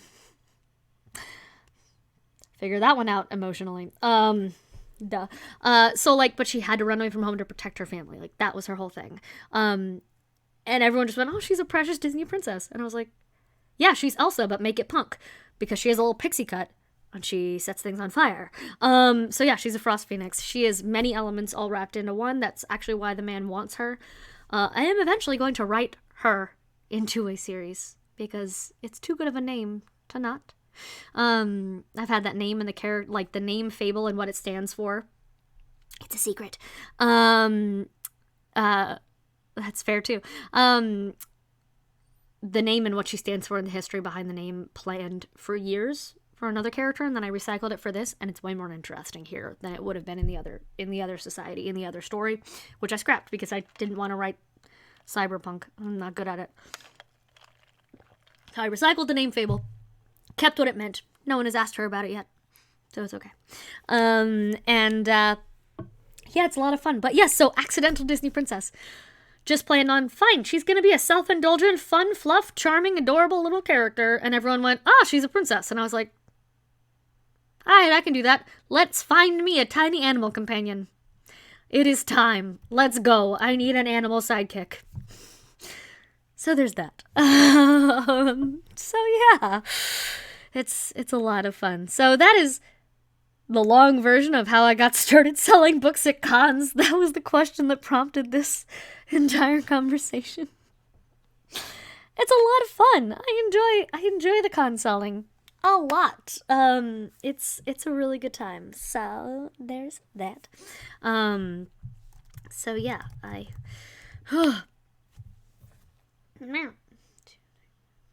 cool. I'm gonna roll this really fast. Oh, what's happening? Holy crap! Which one of you ordered like 7 pins? And thank you. But wow. Sure, I'll take it. Amazing. Has anything a reader said to you affected how you write your story?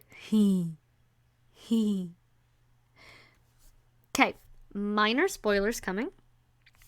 Not huge. Don't think it's going to be story detrimental or anything like that.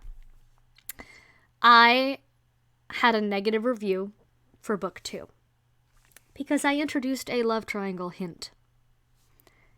For really valid reasons, also. It was not just, it wasn't a fan service thing, it wasn't anything, it was literally, it was just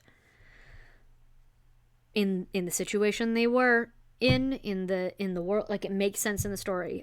Many people are mad at me because we also can't hate him because he's a wonderful character, but, like, he's not who she's meant to be with, and I get that, that's fine. But I was accused of making Lai no longer a strong female character by introducing a love interest. And I was like, cool, reviewer, you're a man. And I can tell. Because you said that garbage to me. I'm sorry. Having a love interest and having conflict in love does not make you weak. But he'd said at the end of his review, I look forward to book 3 when this character inevitably dies off and we can just move on. And I wasn't going to kill him, but that solidified that I wasn't going to kill him, and I was going to find another way to resolve this issue without going the cliche route of throw him off a ship, we're done. Like, no, not doing that. So, out of spite, yes, that's how I live a lot of my life, actually, is you don't want me to succeed? I'm going to succeed so hard. Because I'm a Leo. But that is huge for me. So yeah, that is honestly the biggest thing. I do a whole YouTube video about bad reviews, and I read them out and like defend them a little bit, because I realized that most of negative reviews for things like that are not someone reviewing what you actually wrote. They're someone reviewing what they wanted to read. So it's how you parse those things. So, like, me reading that someone said, the scenes dragged a little long, but then when 7 other reviewers to that one said, I loved how much detail there was in the world, I'm like, so this is a preference thing, where they would have preferred I moved at a faster pace, but most people don't. And, like, this is the way I write, so it's okay. Like, it's fine. So, there's a difference between reviewers and like critics you should listen to. Like, the grammar sucked, I should probably work on that. Or story-wise, because usually it's just not their taste. Someone got mad at me for my book not being Game of Thrones. And I was like, A, it's young adult and I advertise it as such. B, Game of Thrones already exists. If you wanted to read Game of Thrones, it exists. Please go reread it. Don't force me to try to be that. It's a whole thing. Since this is a Q&A, it is, yes. Do you write much other than the novels? If so, what sorts of things? I do write part-time as like an online journalist and blogger, like freelance writer, just to pay the bills. My preferred medium is novels. I've tried to short story. I am not very good at it. I'm working on it though. I've got some planned for my blog.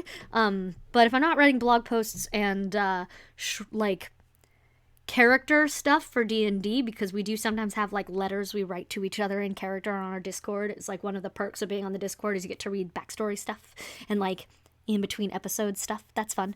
When I'm not writing stuff like that, I do occasionally like write articles. Write articles for the Orlando Informer website, and for like I'd love to publish things through like gaming magazines and stuff like that about my experience with video games, and that's a lot of fun. But yeah, wherever will take me. I'm nomadic as a writer.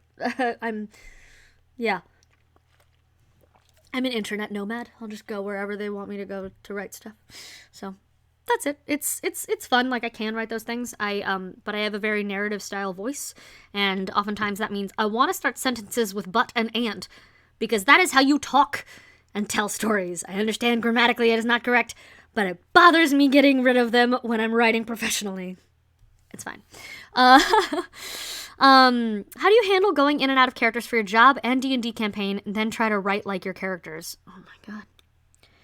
It's so much. It's a lot. It's a lot. I once had a day where I had to do 12 different character voices in one day, like for work, because narrating some auditions and my actual day job where I was like doing character voices at the stage that I was at. I was like, my brain just like, gets, and I played a game that night. Like, it was a lot. What helps for me, is I've been acting for most of my life. It's the same thing as jumping between different rehearsals for different shows, where you have to live in a different part of your head. It's, again, going back to the con floor metaphor. If I'm playing D&D, I'm at a very different booth than if I'm writing. Very different booth.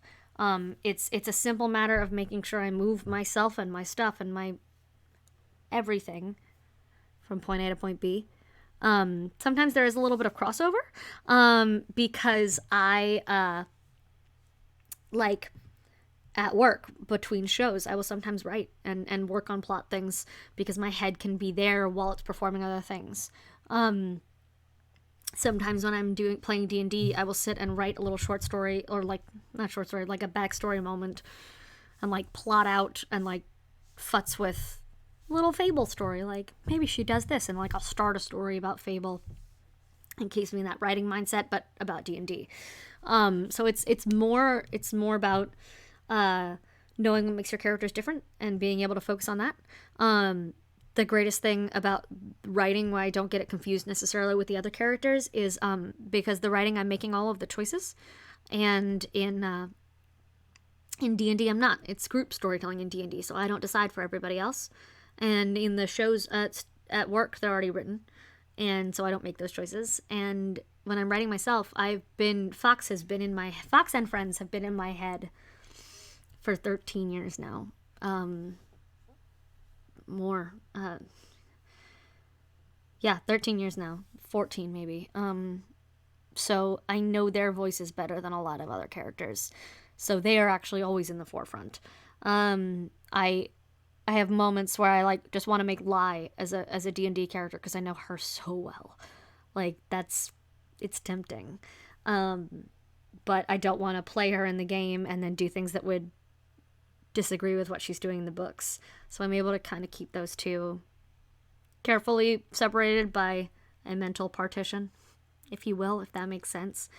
But it has been a lot juggling. It helps that I'm kind of a chaos-based person, because I can jump from like character to character in my head very easily, and like what they're doing, what they'd be doing, and this thing I want to do with Fable over here, and this thing that Fox is thinking over here, and it's very easy to bounce for me.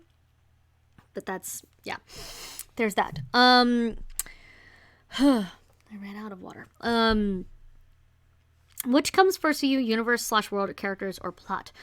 Usually a combination of, I very rarely have just one come to me at the same time. Usually two of those three. Different every time, honestly.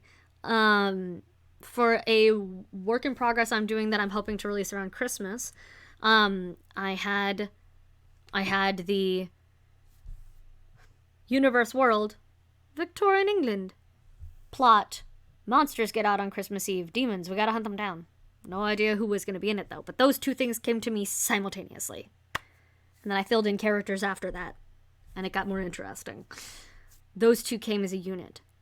With Fox, it was medieval Renaissance era fantasy, specifically. Kid who gets a weird, like, Fox came to me. And the universe. And the plot came later.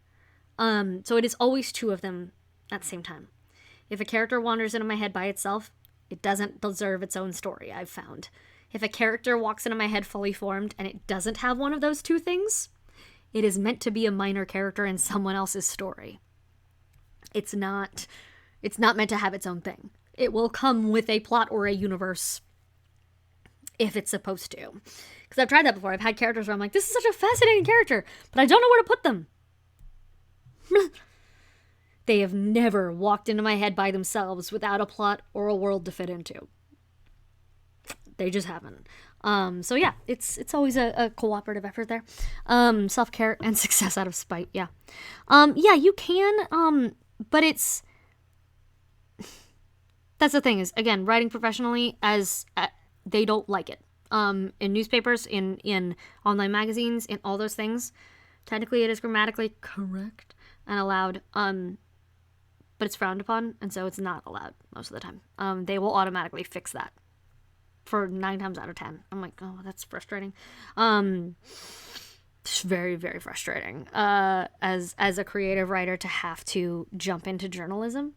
Because like I start with but and all those in my creative works all the time. Because again, that's how you have to know the rules to be able to break them. And I know the rules. And I promptly break them. But only creatively, because professionally you have to kind of keep to an industry standard. And the industry standard is still, you don't use but or and to start a sentence. It's fun. There is more wiggle room for the voice and function of novels. That is very, very true. The idea with creative writing is it's creative. Of course, like, because again, I believe truly that novels are meant to replicate someone telling you a story. And, I mean, listen to, it's Lord of the Rings. It is 9 rings were given, here's all the rings, period. But they were all of them deceived, for another ring was made, period. That is its own thought, and it's completely correct. That's the way you're telling the story, though, is, here's all these rings. Really cool, right? But. It's like, oh, there's a but. Ooh, what happened? Yeah, there's specific, yeah, but yeah, it's an interesting process, and it's why I'm not an English teacher, because it's a whole headache for me. And things I don't want to have to mentally think about all the time or teach people about. So yeah, it's a lot of fun. So there's that. But yeah, I like I said, I truly do believe that we are meant to replicate storytelling when we write our stories. It's what's in former English teacher. Listen, ma'am. You chose that life. I applaud you. I could not have done. It's not my thing. Tisn't. Also, exciting news for all of you who follow me in any social media, which you probably do because you made it here. My wig for my Lie cosplay arrived today, as well as my wig for my Siren cosplay, because I will be cosplaying Talathiel. So expect those to come up on all of the social medias in a while. I'm very excited about it. I got some wigs. Yeah, I'd like to teach creative writing. I'd like to teach novel writing and like storytelling. And I am working, I've started opening up my services as a developmental editor. Because that's kind of what I do anyway. Automatically, without meaning to. I've been developmentally editing my whole life. There was a post on Twitter recently about someone asking, oh, do you point out plot holes? Do you point out plot holes, like, to ruin movies for your friends? I was like, actually, I do exactly the opposite. What are you talking about? I said, well, it kind of drives my boyfriend crazy. Because when he finds a plot hole, he will point it out and it will bug him. My brain automatically fills it in. So, like, we're watching Warehouse 13, or we're watching Harry Potter, or whatever. And he'll be like, did they never acknowledge this? And I'm like, here's how my head assumes that it went. And I will fill in the plot hole myself to tie the pieces together, and like I'm helping out the author. Like, yes, those plot holes exist. We can't get around that. But I fill in, and usually in such a way that, like, if they'd written these sentences, no one would ever have these questions again. And everyone goes, oh, interesting. Because my brain has always worked that way, to try to make point A and point B work together. Even if it means inventing something in my head that the author never intended, it is better to me to do that and make it make sense than to just like point out a plot hole and be like, aha, flawed. I'm like, no, I want the story to be good. I'm investing time in this story. I'll just have to fill it in myself. Okay. So I look forward to helping people bring their stories into fruition and being able to help them find the points that need to be connected. I'm going to put my little book back where it goes. Y'all, this candle is so good. I love it so much. It makes me feel happy. It smells like my tavern. I love. So yeah. Anyway, I'm gonna make a little bit more water out of this if anyone has any more questions. If not, I'm shortly going to. You do have a mighty need for the candle. Go get it. It's on my shop. How?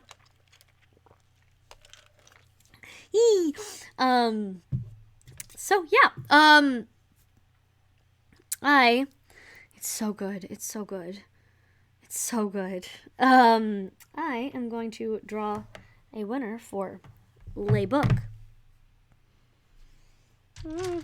Because I roll dice for that, because that's what's on my desk right now, is a lot of dices.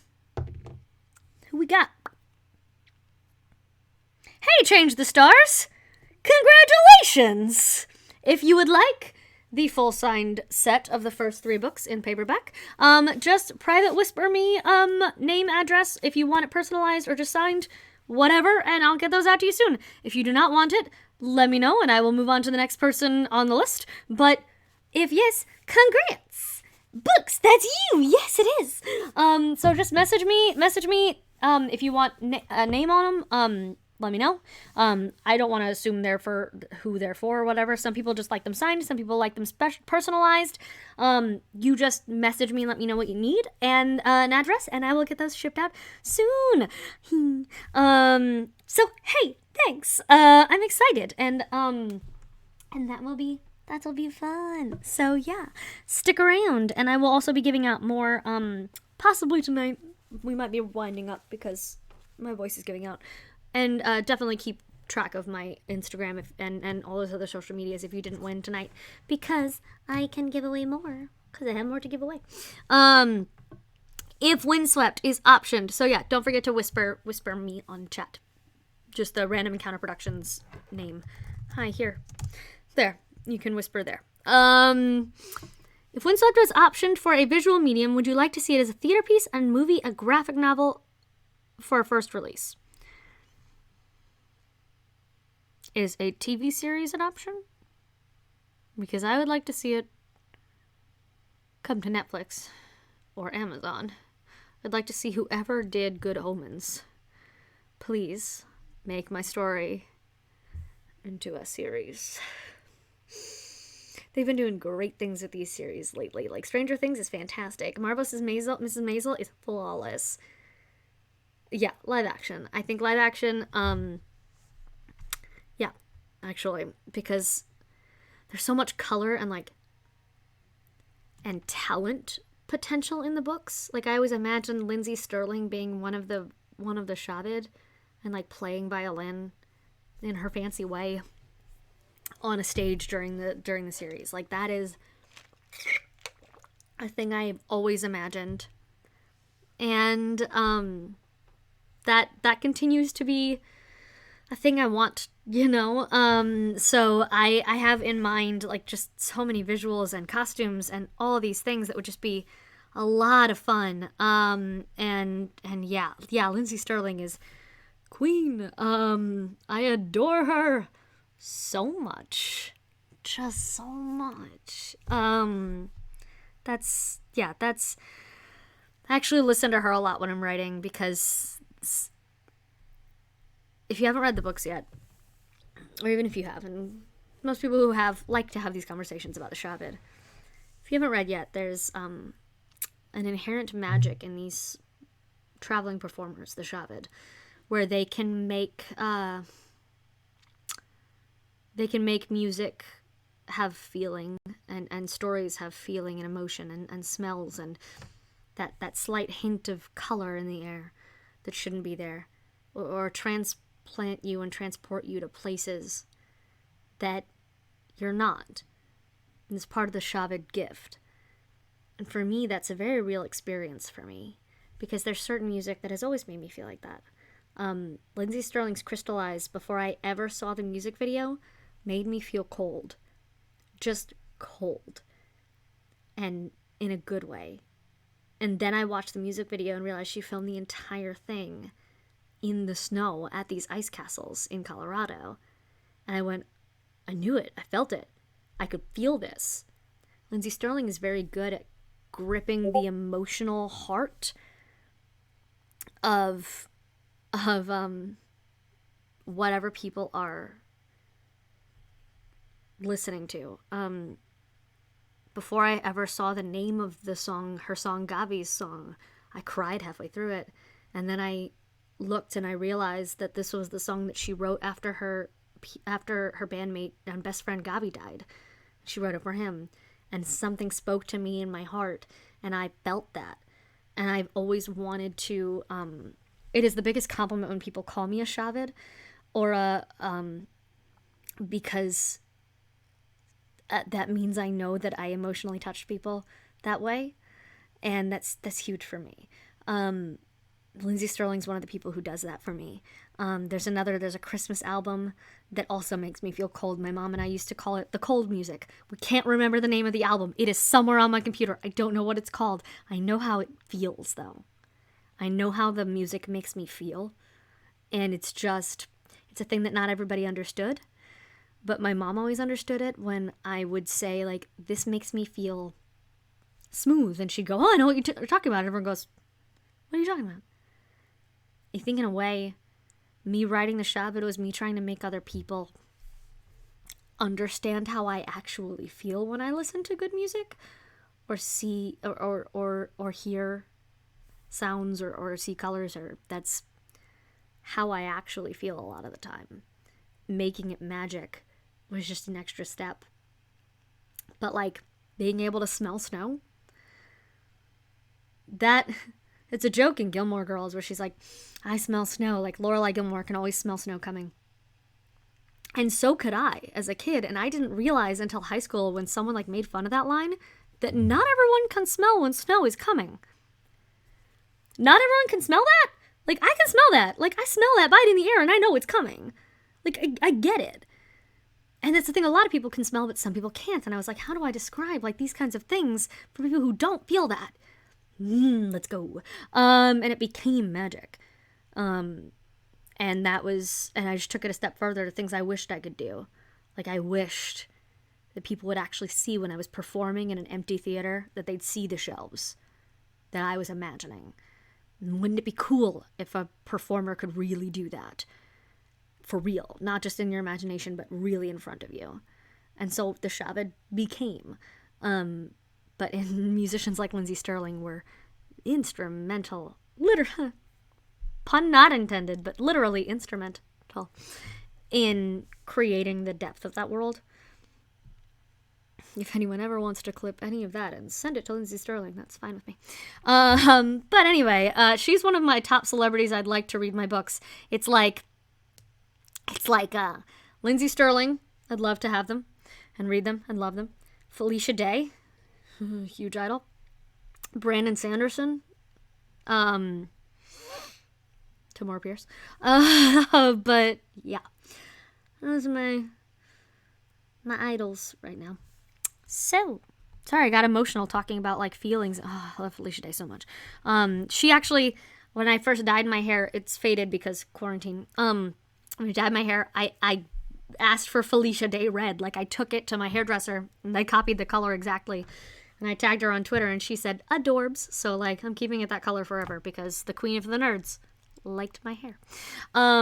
So, yeah, it's just been... Sorry, I get emotional when I talk about, like, really, really, really emotional storytelling. I did mention Brandon Sanderson.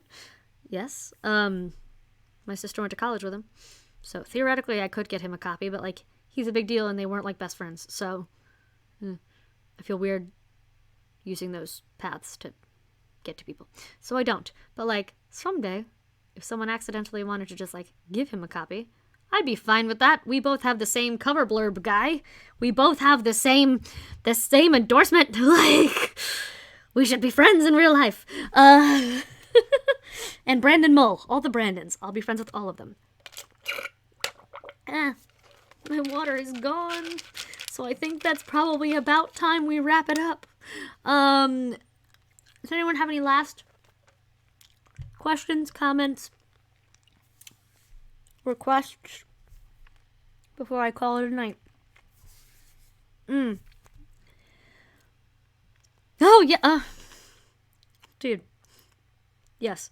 Book 1 is over there somewhere. I also met Patrick Rothfuss. I have a signed copy of The Name of the Wind.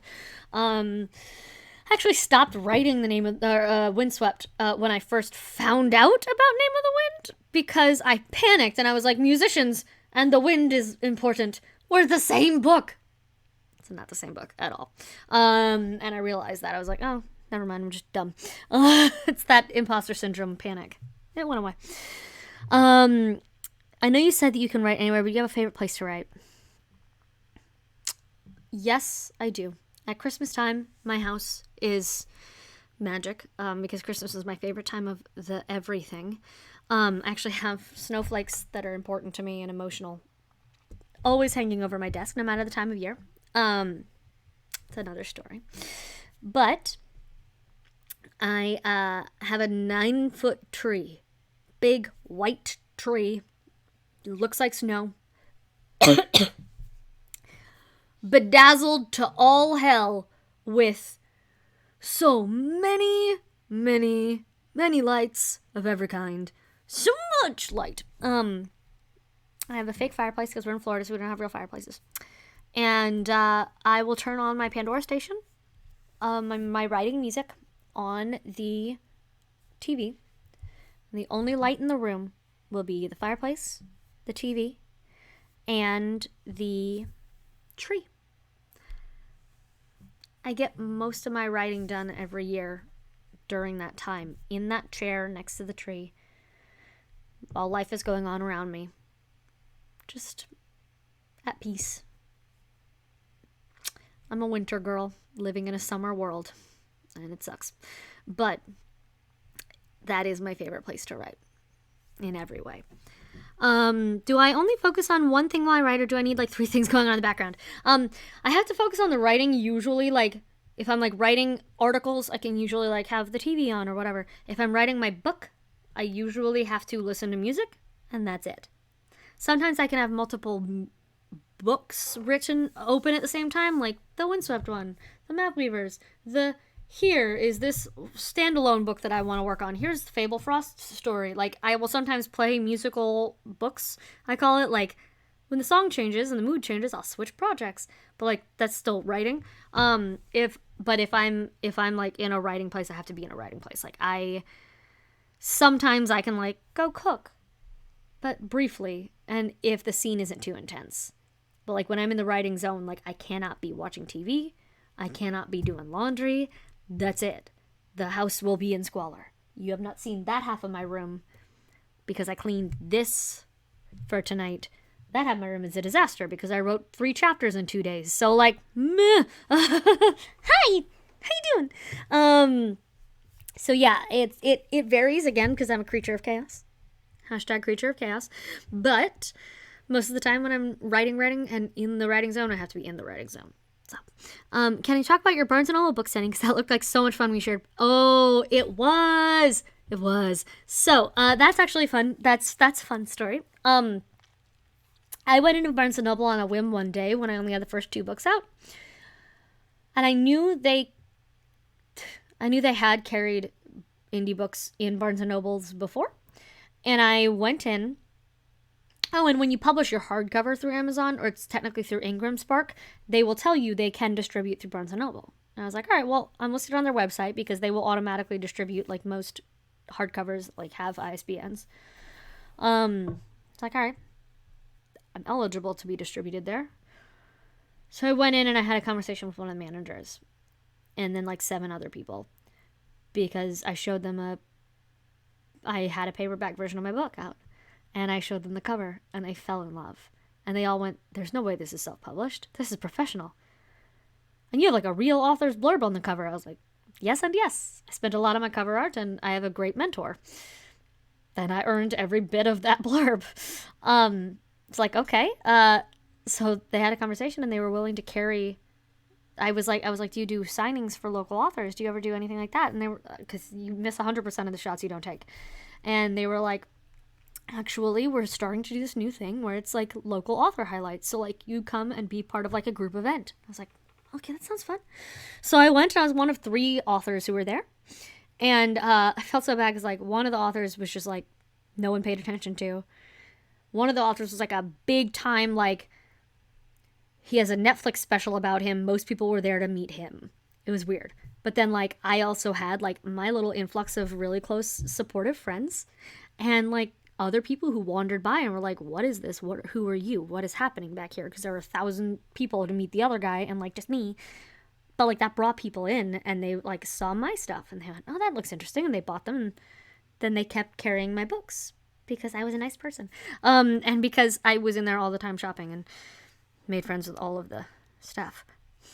I love them all. Mo, if you're watching, I adore you as a person so much. And that, if you're watching, you're the best manager in the world because you took a chance on me. But I kept doing these events.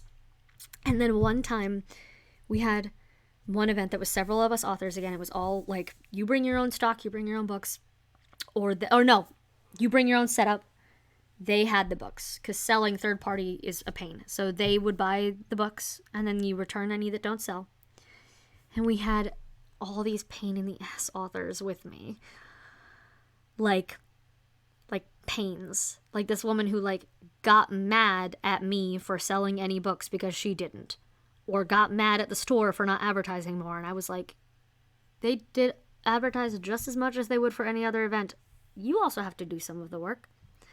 And then someone who like didn't understand that like, no, Barnes & Noble is not just going to give you the extra 100 copies of your book that didn't sell. They paid for those. They are going to return them now. So like after we had like a horrible experience with that, and like I was always super professional and polite with the Barnes & Noble people, and like I loved them as humans, and like I would have done anything for them because they stored my books front facing, which is huge. Like, and they were selling. Like, that's the thing, is like they were actually selling. People were buying them there. And people who didn't know me. And the manager pulled me aside and she was like, if you ever want to do a private event, by the way. I was like, I beg your pardon? She was like, yeah, your books sell well and you're great to work with. Do you ever want to do a private signing? And I was like, yes.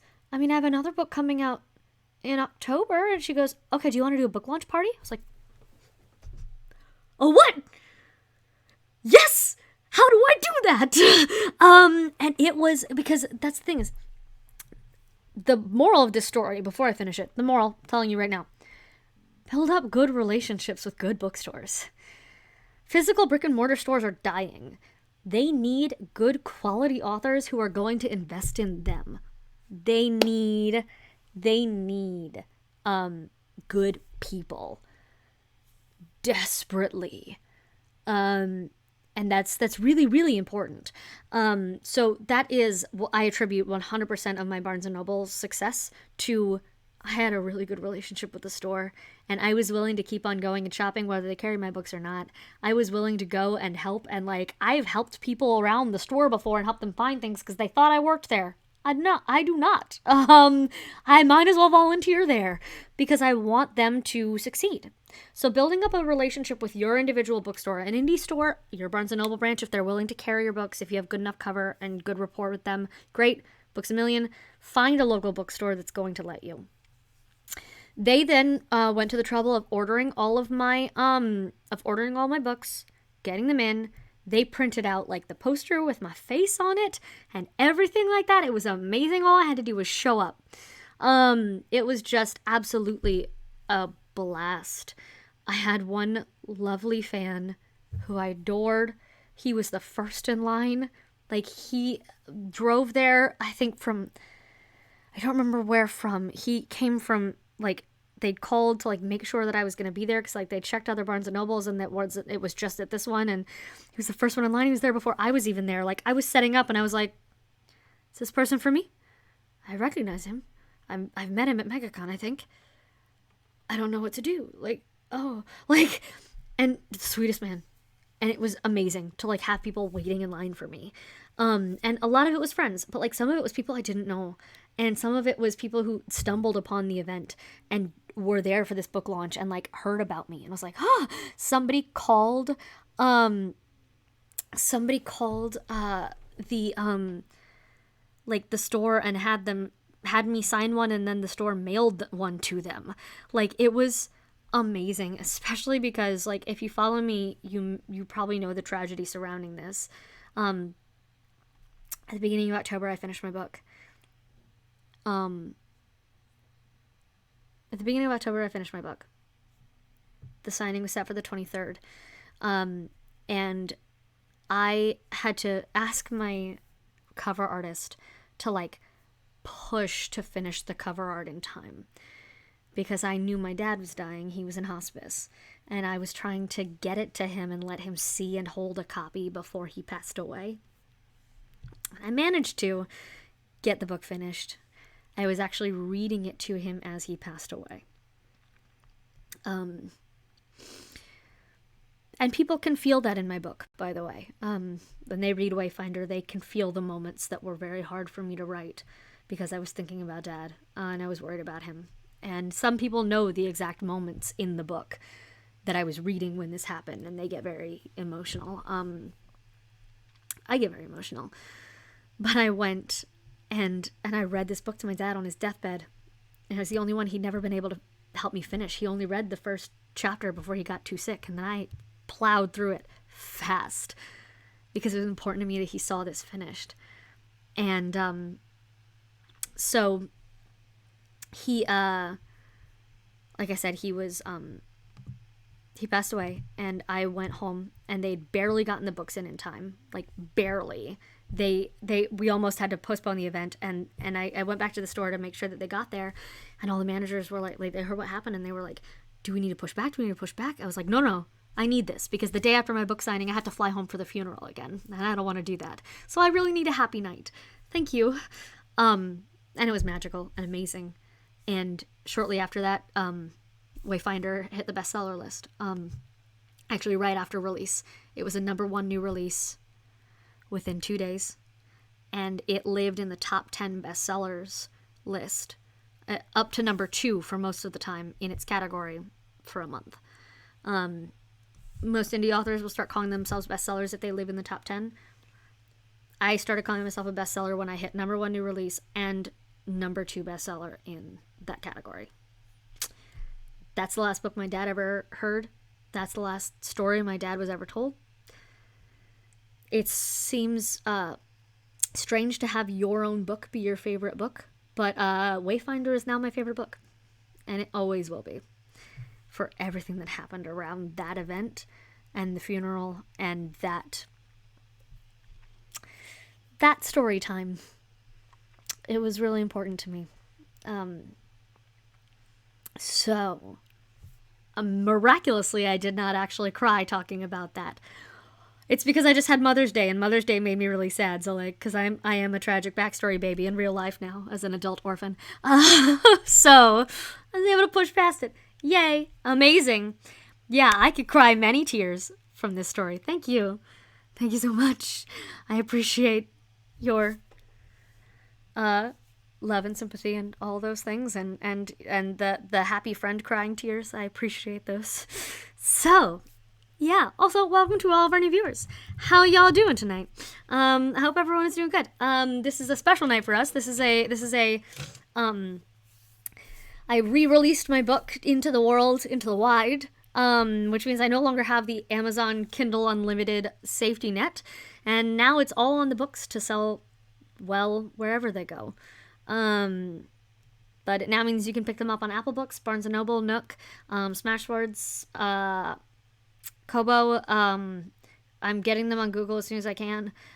Still on Kindle and Amazon. They're still available there, but I'm no longer just tied to Amazon for this. Ink Spice will be coming out of KU in the middle of June, but for right now, Windswept and Wayfinder are both out. Sorry, the order got a little off. I don't know how that happened. I don't know how books 1 and 3 came out before book 2 did. It's fine.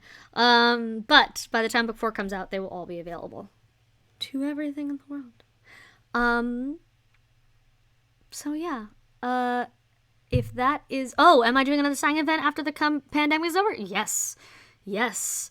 I'm hoping that by end of June, beginning of July, whatever, we'll be allowed to do like a signing. Oh, thanks. I'll be able to do like a launch, another launch event at Barnes & Noble here in Orlando. My dream is to have people like travel to meet me for one of these. Like that's one of those like I made it kind of things. If people are like I traveled to find you, it's like what? That's huge. But I hope to be doing another book event live for book 4 release. It just literally depends on the state of the world. I am a high-risk health candidate because I have every health issue in the world. Not everyone. A lot of them. And so I'm going to be very, very careful. But if we are safely allowed to do it, and I absolutely trust my local branch to take the utmost care and precautions when they do let people back in the store, if I'm able to, I will absolutely do a signing event as soon as I feel safe to do one. And I'd love to see all of you, or as many of you as can be, there. So, last call for questions? No? Okay, cool. Yeah, you are local, that's true. Would it count if I travel somewhere else then travel back? You do plenty. You're wonderful, Tristan. You're wonderful. We love all of you. And I love all of you. And I hope I made some new friends here tonight. I had a really good time with all of you. I was very nervous. I was like, I'm probably going to talk for like a half hour and then I'll run out of things to talk about. I can name drop my cover artist because she's amazing. Her name is Fiona Jade from Fiona Jade Media. That is FIONA JAYDE. Does she put an E at the end? I want to make sure she puts an E because she's incredible. And I want to make sure that she gets the love that she deserves. Yes. Fiona Jade Media. This is her little icon there. Yeah, it's Fiona Jade, JAYDE Media. I tag her in like anytime anyone likes my cover or I mention my cover art. There we go. She is absolutely a gem and she's been incredible to work with. I could not have done my entire journey here without her, honestly. She helped me pull out of my head and heart what the covers should be when I didn't even know. And she's like, threw together an image board and was like, what about this? I was like, what about that? Yes, let's do that. As a matter of fact, by book 3, she knew my formula so well. Book 3 was the first book that I didn't have it was no notes. We all looked at it. Everyone on my like design team, meaning the people I ask whose artistic opinion I appreciate, and myself. Every one of us looked and went, yep, nailed it, done. Like Wayfinder was perfect. Kingmaker had a couple of fixes, but like they were nitpicky and minor. She did them like that. She's incredible. Like again, rush ordering so that my dad could see it. Helping me turn around the entire first book in 18 days. She's amazing. Everyone, I highly recommend her. I will give y'all a close-up again of the covers just so you can see what I'm talking about. Like, look at this. Look at this nonsense. Look how pretty this is. Book 1. Book 2. Pretty. Yeah. Meow. When I finish the whole series, I'm going to do a big box set or like with all of them in one and get like a special cover for like a special edition. Book 3. My fave. In Pirates and Purple. And magic and family history and emotions. I can't wait for Kingmaker to come out. I can't wait to finish it. So, oh yes, more signed copies. So, if you were here tonight, like I said, I will be sending out the giveaway packet there. Over the next couple of days, I will be doing a couple of more Instagram giveaways. And then any books that are left over from those, I'm going to list for signed purposes on my website. And then I will be able to send you signed copies. And yeah, I'm totally going to do that. It's going to be amazing. And it's going to be great. I also want to do like a hardcover leather-bound edition. Y'all, I've got some ideas, but I'm poor, so I may have to kickstart the leather-bound edition. Like, and illustrated and, like, full color illustrations and the map and, like, as a fold-out or something. Like, I've got ideas. But stay tuned. That will not happen until I can do the full-time author thing, because I don't have the time or money to dedicate to that right now with my day job and my life and my company and all the things. But I love you all very much. You were all great. It was great to meet or chat with some of you who were just Instagram or internet friends before now. It was nice to meet new people who dropped by for the literary and then stayed. Amazing. Let Around Books take my money. I would like to. Thank you. Thank you so much. I hope so too. And honestly, stay in touch, everyone. I will hopefully do more of these. If you like what you see, I am part of a much bigger group of D&D and storytelling fanatics. We are all storytellers in our own way here at the channel, whether we're telling D&D stories or improvising weird minis painting nights, or playing board games and giving our characters ideas, and branding chat on Disc. Branding is huge. It's a whole other thing for a whole other live stream, and it's a good conversation to have. A good conversation to be a part of. It is okay. Like I was saying, I love all of you. I hope all of you please follow me on all my social media. If you go to my website, CaitlinBellamy.com, I'm just gonna or where is it? Oh crap, I don't know what my Linktree link is. It's on my Instagram and my Twitter. You can find me. All the links should be there to find me, to subscribe to newsletters, to be kept apprised of future sales and future events and all of those things. But in the meantime, the best way you can help any indie author is to share their work, even if you can't buy it, to drop a review if you've read it. If you can buy it, great, that's amazing. But if not, just being in their corner is huge. And I feel like all of you are in my corner tonight. So if you have any questions, please always reach out on Instagram, Twitter, Facebook, my website here. And I hope to talk to you all again soon. Tomorrow night, I'm back with not Lord of the Rings. That's later this week. Tomorrow night, I'm back with Wild Mount Critical Role inspired campaign, where my little tiefling bard / sorcerer multiclass Rixa will be back. I cosplayed as her last couple weeks ago.